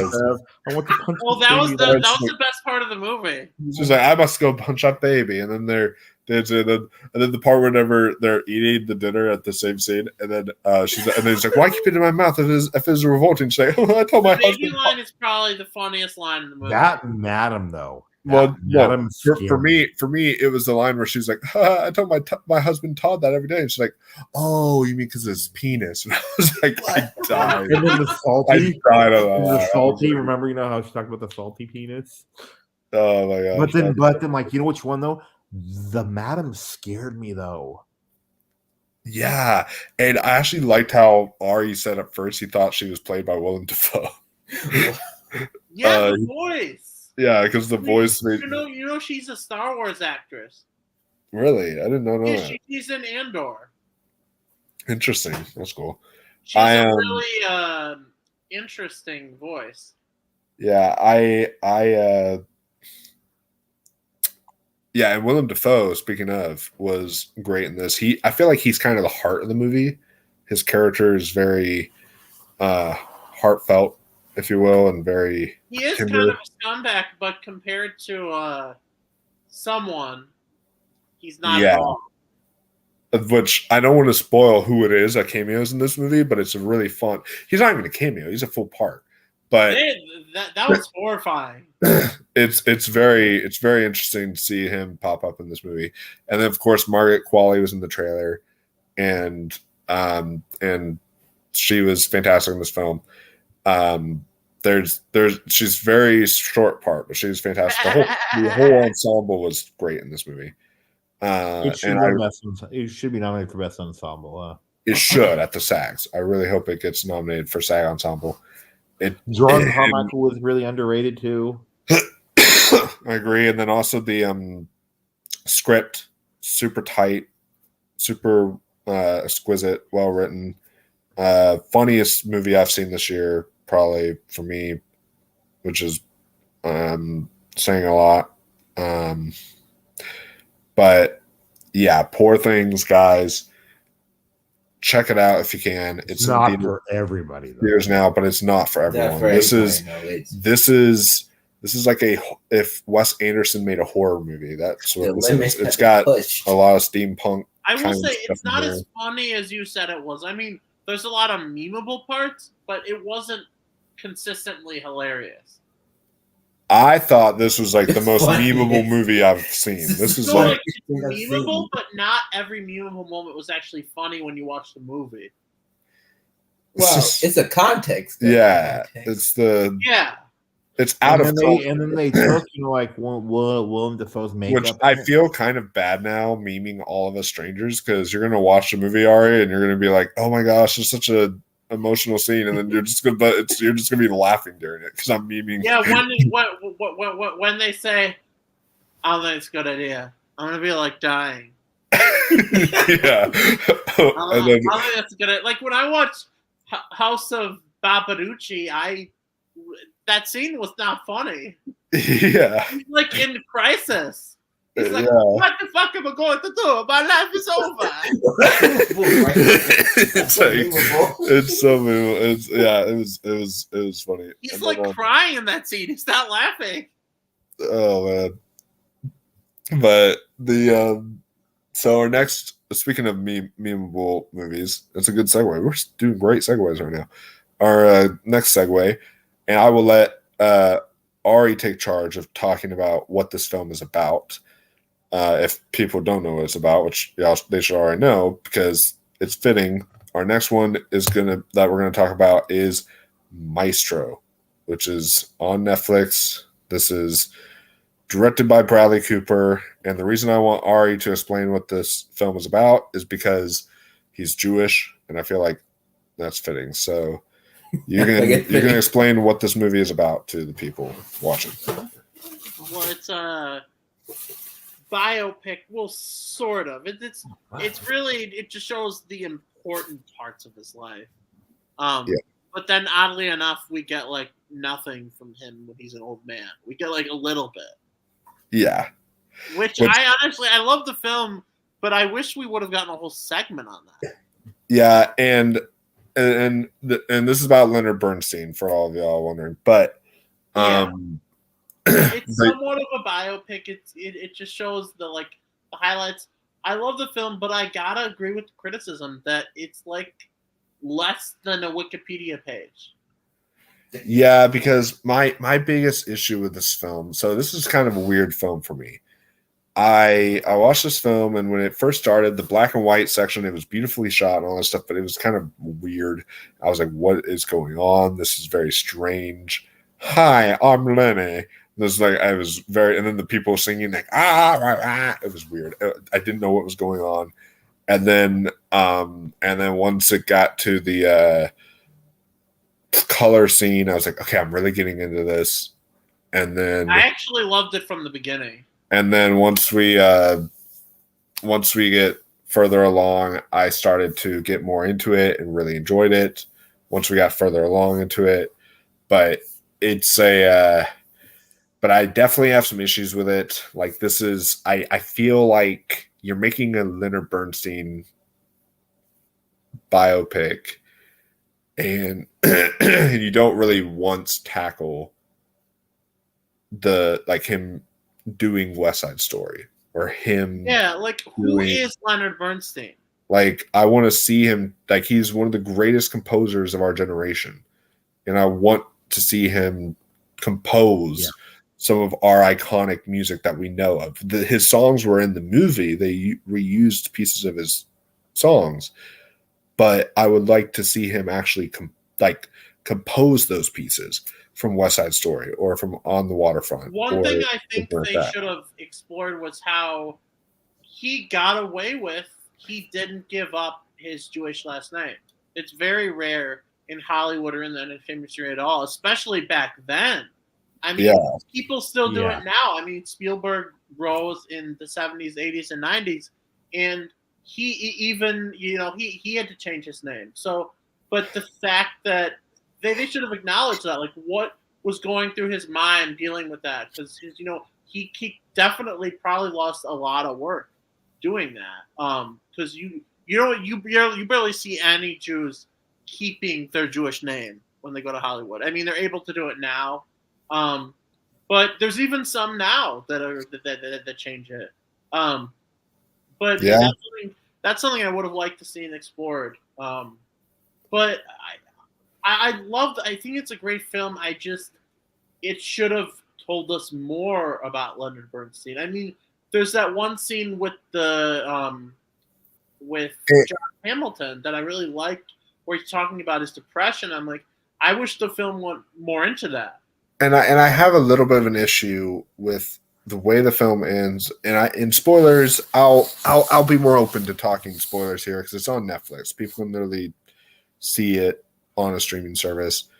I don't know if this counts as really spoiler, but at the very, very end, the final shot of the film, I kind of have issues with, where it shows Carey Mulligan and then it says Maestro. And I was like, so are you telling me that she's the Maestro? Like, that's what I was getting from it. And I'm like, why are you making this a story about her when clearly the Maestro is Leonard Bernstein? It's a film. It's a beautiful painting. But when you think about it, it wasn't really thought through that much. Yeah. And it, like, the cinematography, you're right, is beautiful. The filming, the editing is well done. The sound is all the tech aspects are great. The performances, Carey Mulligan. What I was really impressed by was how they were able to, Carey Mulligan knocks out of the park. What I was blown away by, though, was how they were able to make his music sound like an actual real original score. Yeah, I thought that was great. Yeah. But I think that they're show me a whole segment when he's old. Show me a whole segment. Don't just end it after the death. Actually show the aftermath of that with his family. I agree. And how does the family come together or fall apart after that? Ross, you've been kind of quiet on this film. What did you think? I liked it, but I didn't love it. And I was gonna there were references to On the Waterfront and then West Side Story, but the ending too kind of creeped me out. Wait, Ross, can you go closer to your mic? I can't hear you very well. Yeah, sure. Okay. Yeah, they did talk about about West Side Story and then but then, barely. Yeah, but in the ending creeped me out though. It did? When he was dancing with the student. Oh yeah. Which, by the way, I know we're about to get back into Maestro, but there's one aspect I did want to talk about in Poor Things that I wanted to get your opinion on. Apparently the film, and we'll go back to Maestro in just a second, but apparently the film Poor Things is actually under some controversy right now. Really? Because apparently there are some people who are feeling uncomfortable with the fact that Emma Stone has a baby brain and she's having a lot of sex with a baby brain. Yeah, I did. That did make sense. People are saying I get she's in an adult body, but it's makes it feel very some people are complaining at the fact that makes it seem odd, especially after having a film like May December come out this year, and then you get it did. I'm not sure how to feel about it. Is it? Yeah. Hold on. And then just the way it's and she's treating it like a child. It's like, can you furious jump on me and all that stuff? And it's but don't people that still have relationships like that though? Like people who are actually like that, have relationships like that still though. What? Not baby brain, but Oh yeah, mentally challenged people. Mentally challenged people. Yeah. Don't they still have relationships still, even though they're not functioning normally? Yeah. What do you got those people? Michael, I know that you want to get furious jumped by Nathan Lane. Oh yeah, for sure. And But we can go back to my show. It's just his thing talking about the age gap there kind of reminded me of it. Like, how old would you say that student was? Pretty.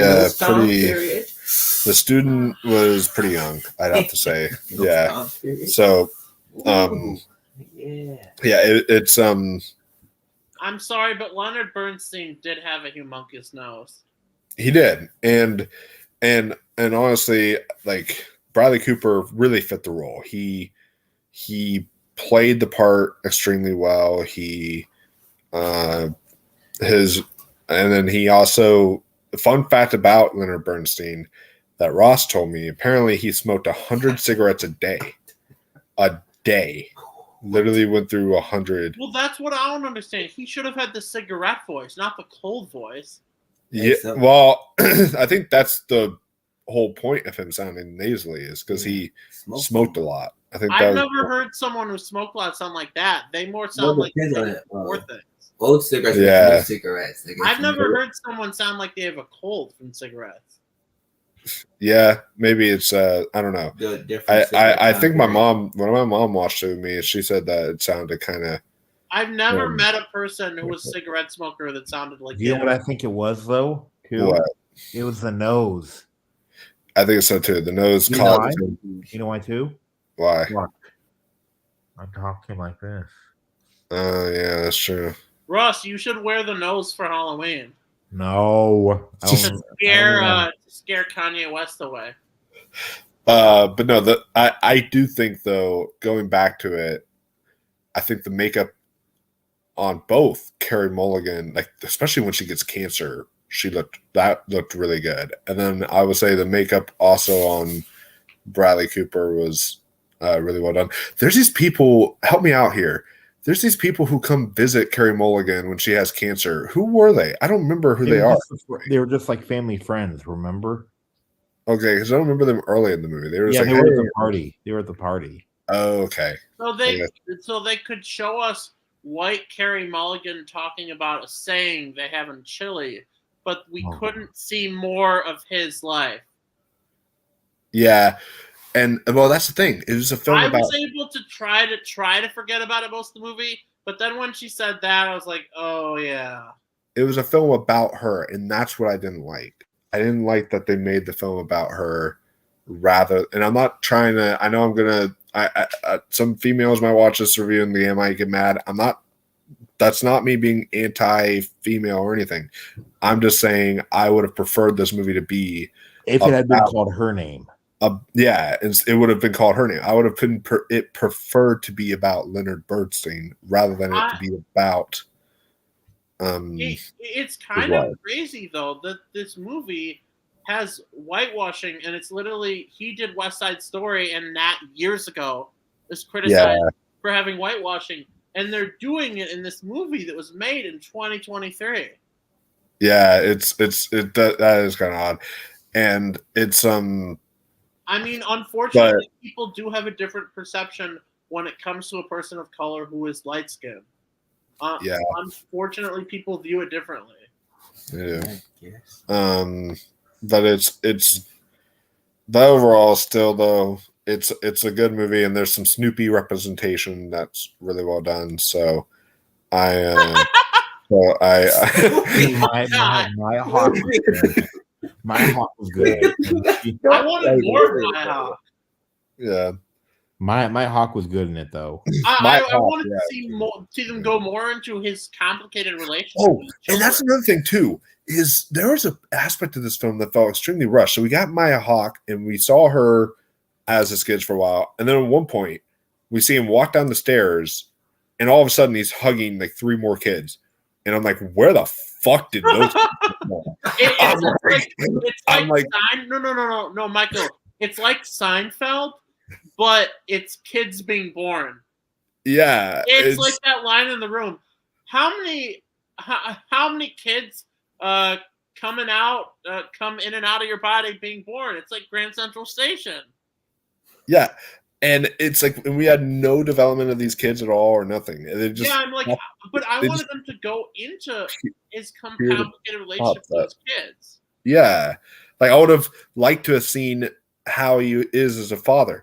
That's what I loved seeing in Priscilla this year that came out. Is Priscilla, we saw it being it's a biopic about Priscilla Presley, but it also explored a lot about Elvis, and it showed him as honest as possible that he may not have been a great husband, but he was a good father. Like, he treated his kids well and all that stuff, and you got to see his relationship with his kids and stuff like that. And that's why I would have liked to have seen. I hope Priscilla gets a Best Picture nomination. It won't. It's dead. It's because of precursors. It's not going to get one. I wish it would. It's phenomenal, but it's not going to do anything, unfortunately. But it's Maestro, unfortunately, will be the subpar biopic getting in there. But it's still, though, it's good. I think it's a great movie on its own. I don't think it's great, but I'm probably the most critical out of us three of this one. But I still enjoyed it for what it was. It's funny that I ended up liking it the most. It is interesting because you were like criticizing it the most when it before it was even out, just because of the makeup and such. Well, I wasn't criticizing the movie itself. No, I wasn't. You criticize a movie until you see it. You were kind of making up your own mind, though. No, I wasn't. But I don't want to argue. Yeah, we're not. But anyways, which is a good. Well, actually, it's not really a segue, but we'll talk about this. How about this like weird casting? Is the next one the Iron Claw? Yeah, there we go. Because you know what the funniest part about it is, though? Okay, you know the guy that like Jeremy Allen White played, right? Yeah. You realize the guy was 6'2". Oh, really? Yeah, wow. most of Carrie Devon Erickson were like taller than some of the actors. I'm like, yeah. And rough, I'm like, what? Jeremy Allen Blonde. But yeah, we finally have gotten around to seeing the Iron Claw in theaters, and even Zaire got to see it with me in theaters. He loved it. I loved it. It was such a good movie. This was it's a contender for my favorite movie of the year. It's high up there for me. It's phenomenal. And this is as someone who what I love about this film is a lot of sports films I watch and I'm not as connected to them because they expect you to understand the sport. This movie, it's like you can be a pro wrestling fan and get so much out of it as a pro wrestling fan. It's not a celebration of wrestling at all. But then, even if you're not a pro wrestling fan, you can still get a lot out of it. So you can get a lot out of it either way. And it's not really a celebration of pro wrestling. It's showing the dark sides of pro wrestling. It's the better Willy Wonka movie of this year. Yeah, I haven't seen the Wonka yet, but Andrew keeps on telling me I should because he's like it's top 5 of the year and all that stuff. No, but, it's not. No, he would say that about Paw Patrol too. Like, guys, this is gonna sweep at the Oscars. Paw Patrol gonna sweep. I know what it is. Like you know what though? Did they do what they should have included though in this movie though? That would have been key too. What? Do you know where some people believe where the Von Erich curse happened from? Oh, where? The dad used to wrestle as a Nazi. Oh yeah, I know the gimmick. Oh yeah, that would they cut that part out. Yeah, they did. When the film opens, I don't know if y'all caught this, but I felt some very Raging Bull vibes when the film opens. Just like of him like kicking the black and white and just like the way it's like just it's zooming in on his face and everything. Like it felt like the opening of Raging Bull.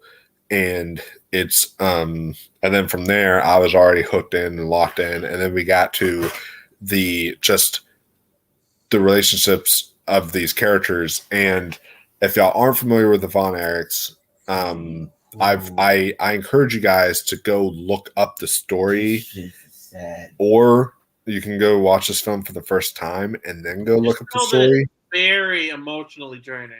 But all I know is it's a heavy heavy watch. This is a film that is definitely a gut punch, and It's actually similar to Killers of the Flower Moon. Yeah, I can see it. Look at the what happens. It is. Look at the dad. Look at the dad in real life. Oh yeah. Doesn't he look like the actor? Yeah, he does. Wait, Ross, that's a picture of the dumpster. Yeah. Yeah. He is trash. He is trash. And literally, there's a line in this film from it's like within the first 6 minutes of the film when he is talking to Mike Von Erich, and he's like, "Now you know, my favorites go Carrie, then it goes Kevin, then it goes Daniel." But there's always room for you to get up there. He's like, "There's always room for you to get up there if you actually try to do something with your life." And I'm like, Jesus, you're an asshole. Just from that first line, and then it just gets worse. And the fact that the dad, he abused all these kids just because he wanted to look better. Like when his kid won the world title, he's like, "Finally, I have the world title." And it's just like, bro, you are just disgusting. And then, like, you know who the fact that they still made the son, they still made him wrestle after that thing happened to him. His shoulder, and it's just like, and then do I think is unfair though too? What? The mom's culpable in this too. Yeah, she didn't. She's because the mom, like honestly, like obviously, I blame the dad for what happened. But the mom did nothing. But the mom did nothing. She did not stand up for her kids, and that is bad parenting. It's between you and your father. It's and it's like, and oh my gosh, that line. I'm not going to spoil it. My brother is. I think he might hurt himself. He might end his own life. That's between you and him. Brother. Yeah, and there's that line where he's just like, "Oh, that's between you and your brother. You go handle it." And I'm like, you're literally their father, and you're like not even wanting to handle. Yeah, it's just it is. He might be the villain of the year. Like honestly, he is the worst bad guy. You literally should be on suicide watch. He needs to be. Yeah. He needs to be. I'm like, why let him wrestle anyway? And James is the hero of the movie. Yeah, Lily James, I want to say, is also awesome in this movie. Yes, sir, she is. And of course, she is to me. So there's a difference between hot and there's a difference between pretty. Yeah, she is. And I feel like Lily James is the prettiest girl in Hollywood right now. She is apparently one of the brothers was the guy in Triangle of Sadness. Yeah, he was. And he's also in Scrapper too. Was he the one who became disabled?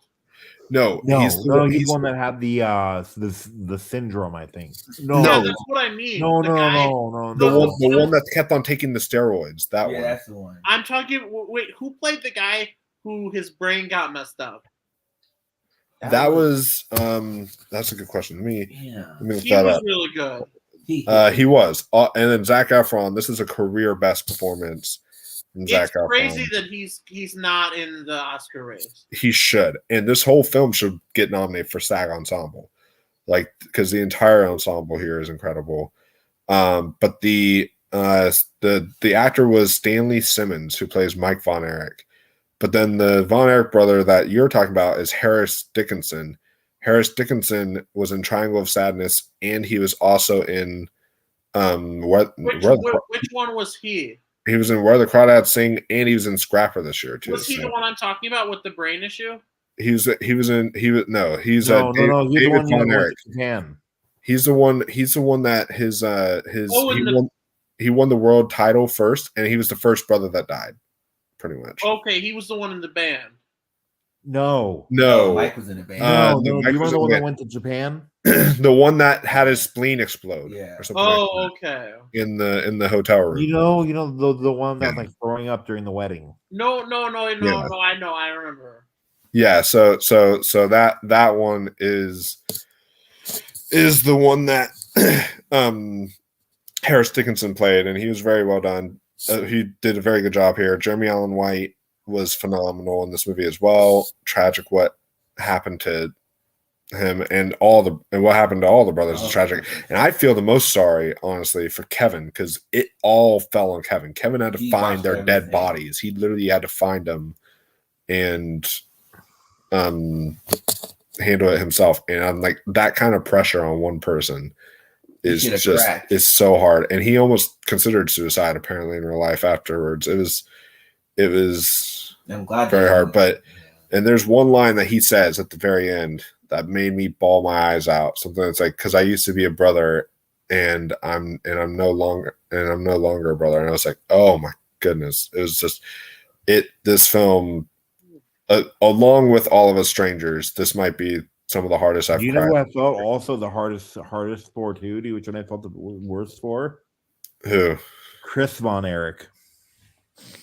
Oh yeah, because that's my negative is that Chris Von Erich was not never actually was in this movie. They cut him out. The reasoning is stupid. If they managed to do everything in the movie and not make it too depressing, they could have done that.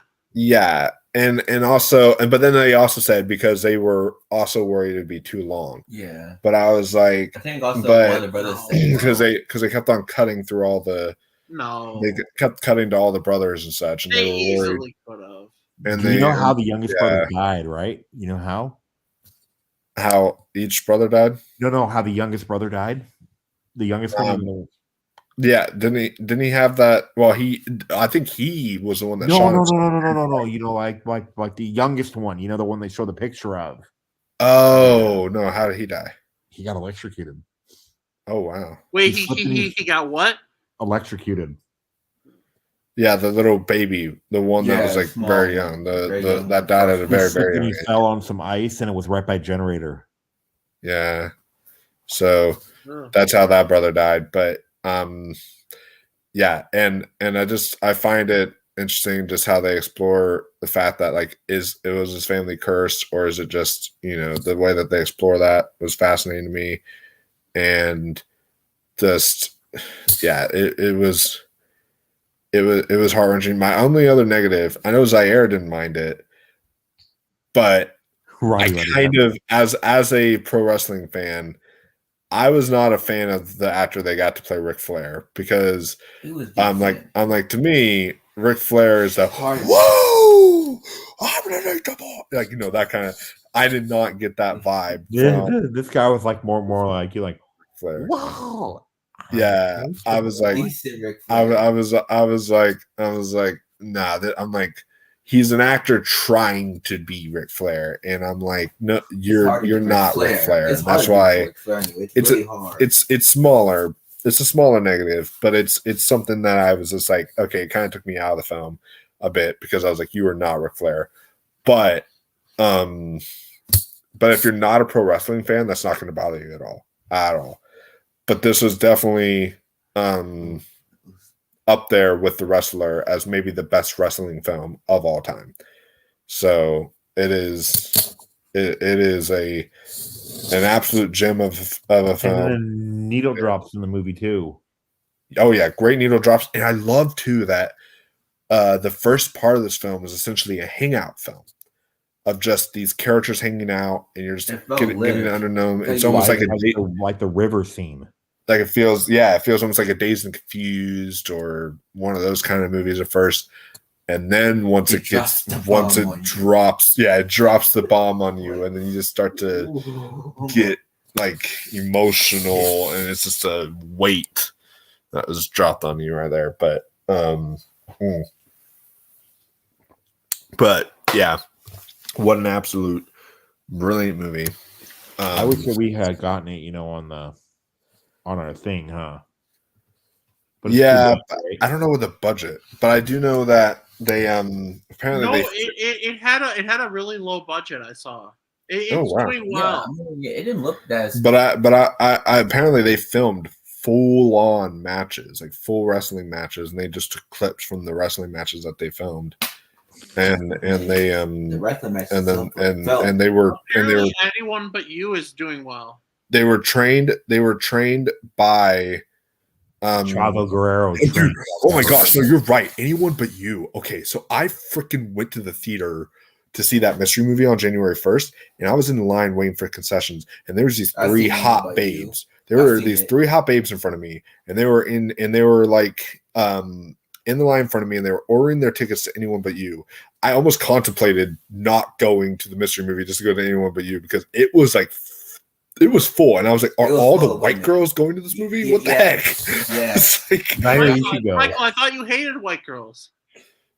No, I love me some white girls. I love me some Asians. I love me some Latinas. I love me some blacks. I love me. Okay, but guess what? Are you impersonating Leonardo DiCaprio from Killers of the Flower Moon?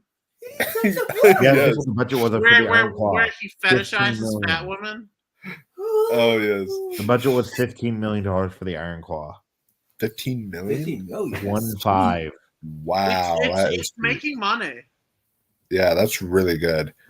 And it absolutely deserves the box office that it is making. Anyone But You crossed 25 and it's made 40. Oh, hey Mike, did you recognize the mom from Liar Liar was in this movie? Who was that? What?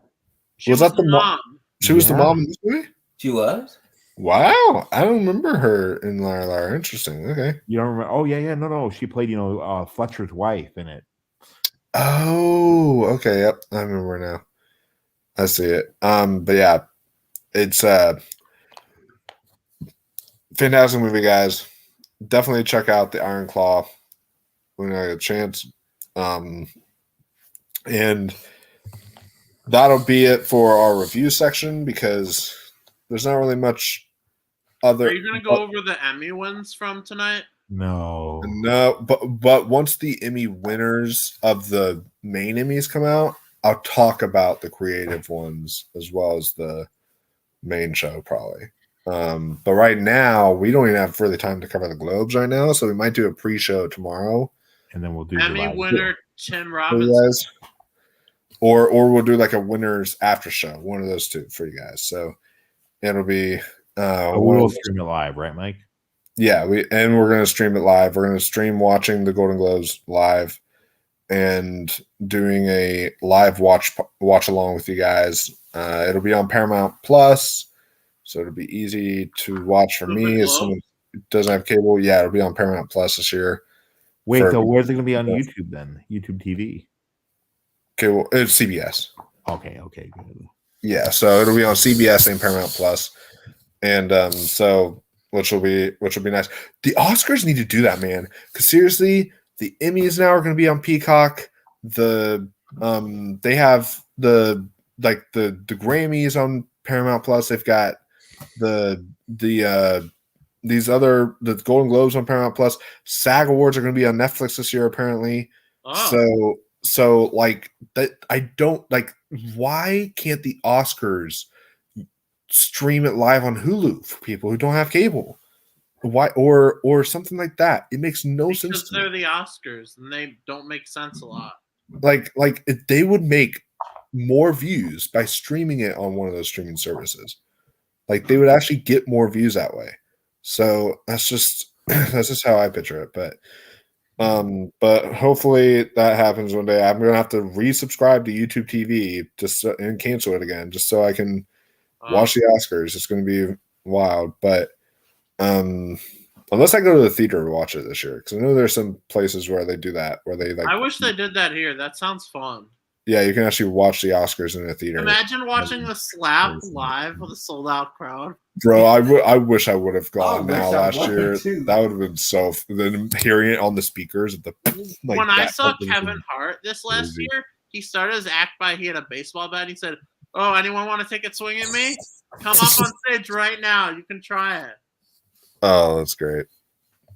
But yeah, guys, definitely be subscribe to the channel. Be on the lookout for a lot more videos coming your way where we'll be talking all things Oscars, awards. We've got the SAG Awards coming up on the day of the Golden Globes, so that'll be coming up very soon.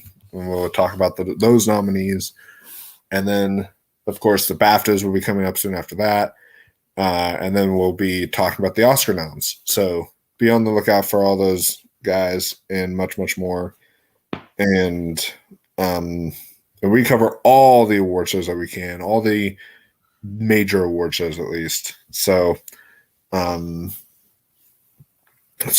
don't just cover the Oscars on here. But yeah, guys. Today was a simple episode, but a fun one. We will see you all in the next one. And yeah, we'll see you all tomorrow. Oh, and we got to watch the Astros too. I forgot they premiered, so we got to watch those ones at some point and see if they actually upgraded their broadcast this time. The Astros. It used to be the Hollywood Critics Association Awards. Oh, but it's they changed it to the Astros apparently. What time does the Globes start? The Globes start at 8, but I think our stream I want to get started by like 7 or 7:30. That way we can make our predictions, our final predictions in the film categories, and then we'll be able to get started there. So yeah, we'll be getting started around 7 or 7:30, but it will 7:30 your time, my time, Eastern Standard Time, and the Globes will start at 8. So I haven't actually watched it live in like I think I did like 2 years ago. Ricky Gervais, was that the last time you watched it live? No, that was 4 years ago. Oh yeah, No, 3. It's hard to believe. That's why I said the racist thing earlier, because I was watching Ricky Gervais earlier and I was thinking about that. It's hard to believe that's like that's like 3 years ago. I wonder how Joe Coy is going to do this year, because apparently he's the host. I can't believe David Tennant is hosting the BAFTAs. People are saying that he's probably going to make fun of them for never nominating him. Wait, who's David Tennant? David Tennant. Ooh, that's an interesting host. Can you believe he's never been nominated? No, yeah, I cannot believe How that. is that true? Especially like at the BAFTAs, especially for like their TV awards too. I'm surprised with Yeah, like Who. no good omens or Doctor Who. Yeah, that's wild to me. So, but I wish the Oscars didn't go with Jimmy Kimmel again this year. I'm like, they should have like done like someone like Ryan Reynolds, Chris Pratt, but he just raps the whole time.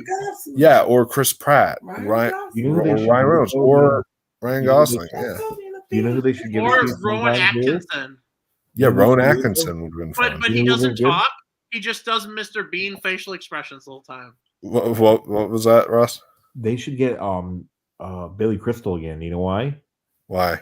He's hosted it 9 times. Yeah. So it'd be his 10. Or they should get someone new who'd be good at it, who's never done it. Weird Al. Yeah, Weird Al. But no, I want a movie person to host the Oscars because it's Hollywood's biggest night. I think a movie. Sacha Baron Cohen, and then he gets kicked off the stage after 5 minutes. Sacha Baron Cohen would be funny though. He would get kicked out immediately. He would. That's my friend right there. It would be really funny. Oh, you're very nice. I like the Oscars. And he would say something that's like, it's like abortion is funny. I don't know. He would say some wild thing. Come out after his 5th racial slur. Yeah, and then they would kick him out. Dave Chappelle. There you go. Dave Chappelle's not good. No, he definitely no.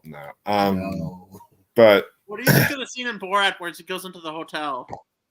Anyways, this is kind of getting off the rails. So we will wrap this up. That's it for this video, guys. We'll see you all tomorrow on the Golden Globe stream. And until next time, stay classy, my friends. Keep on watching those movies.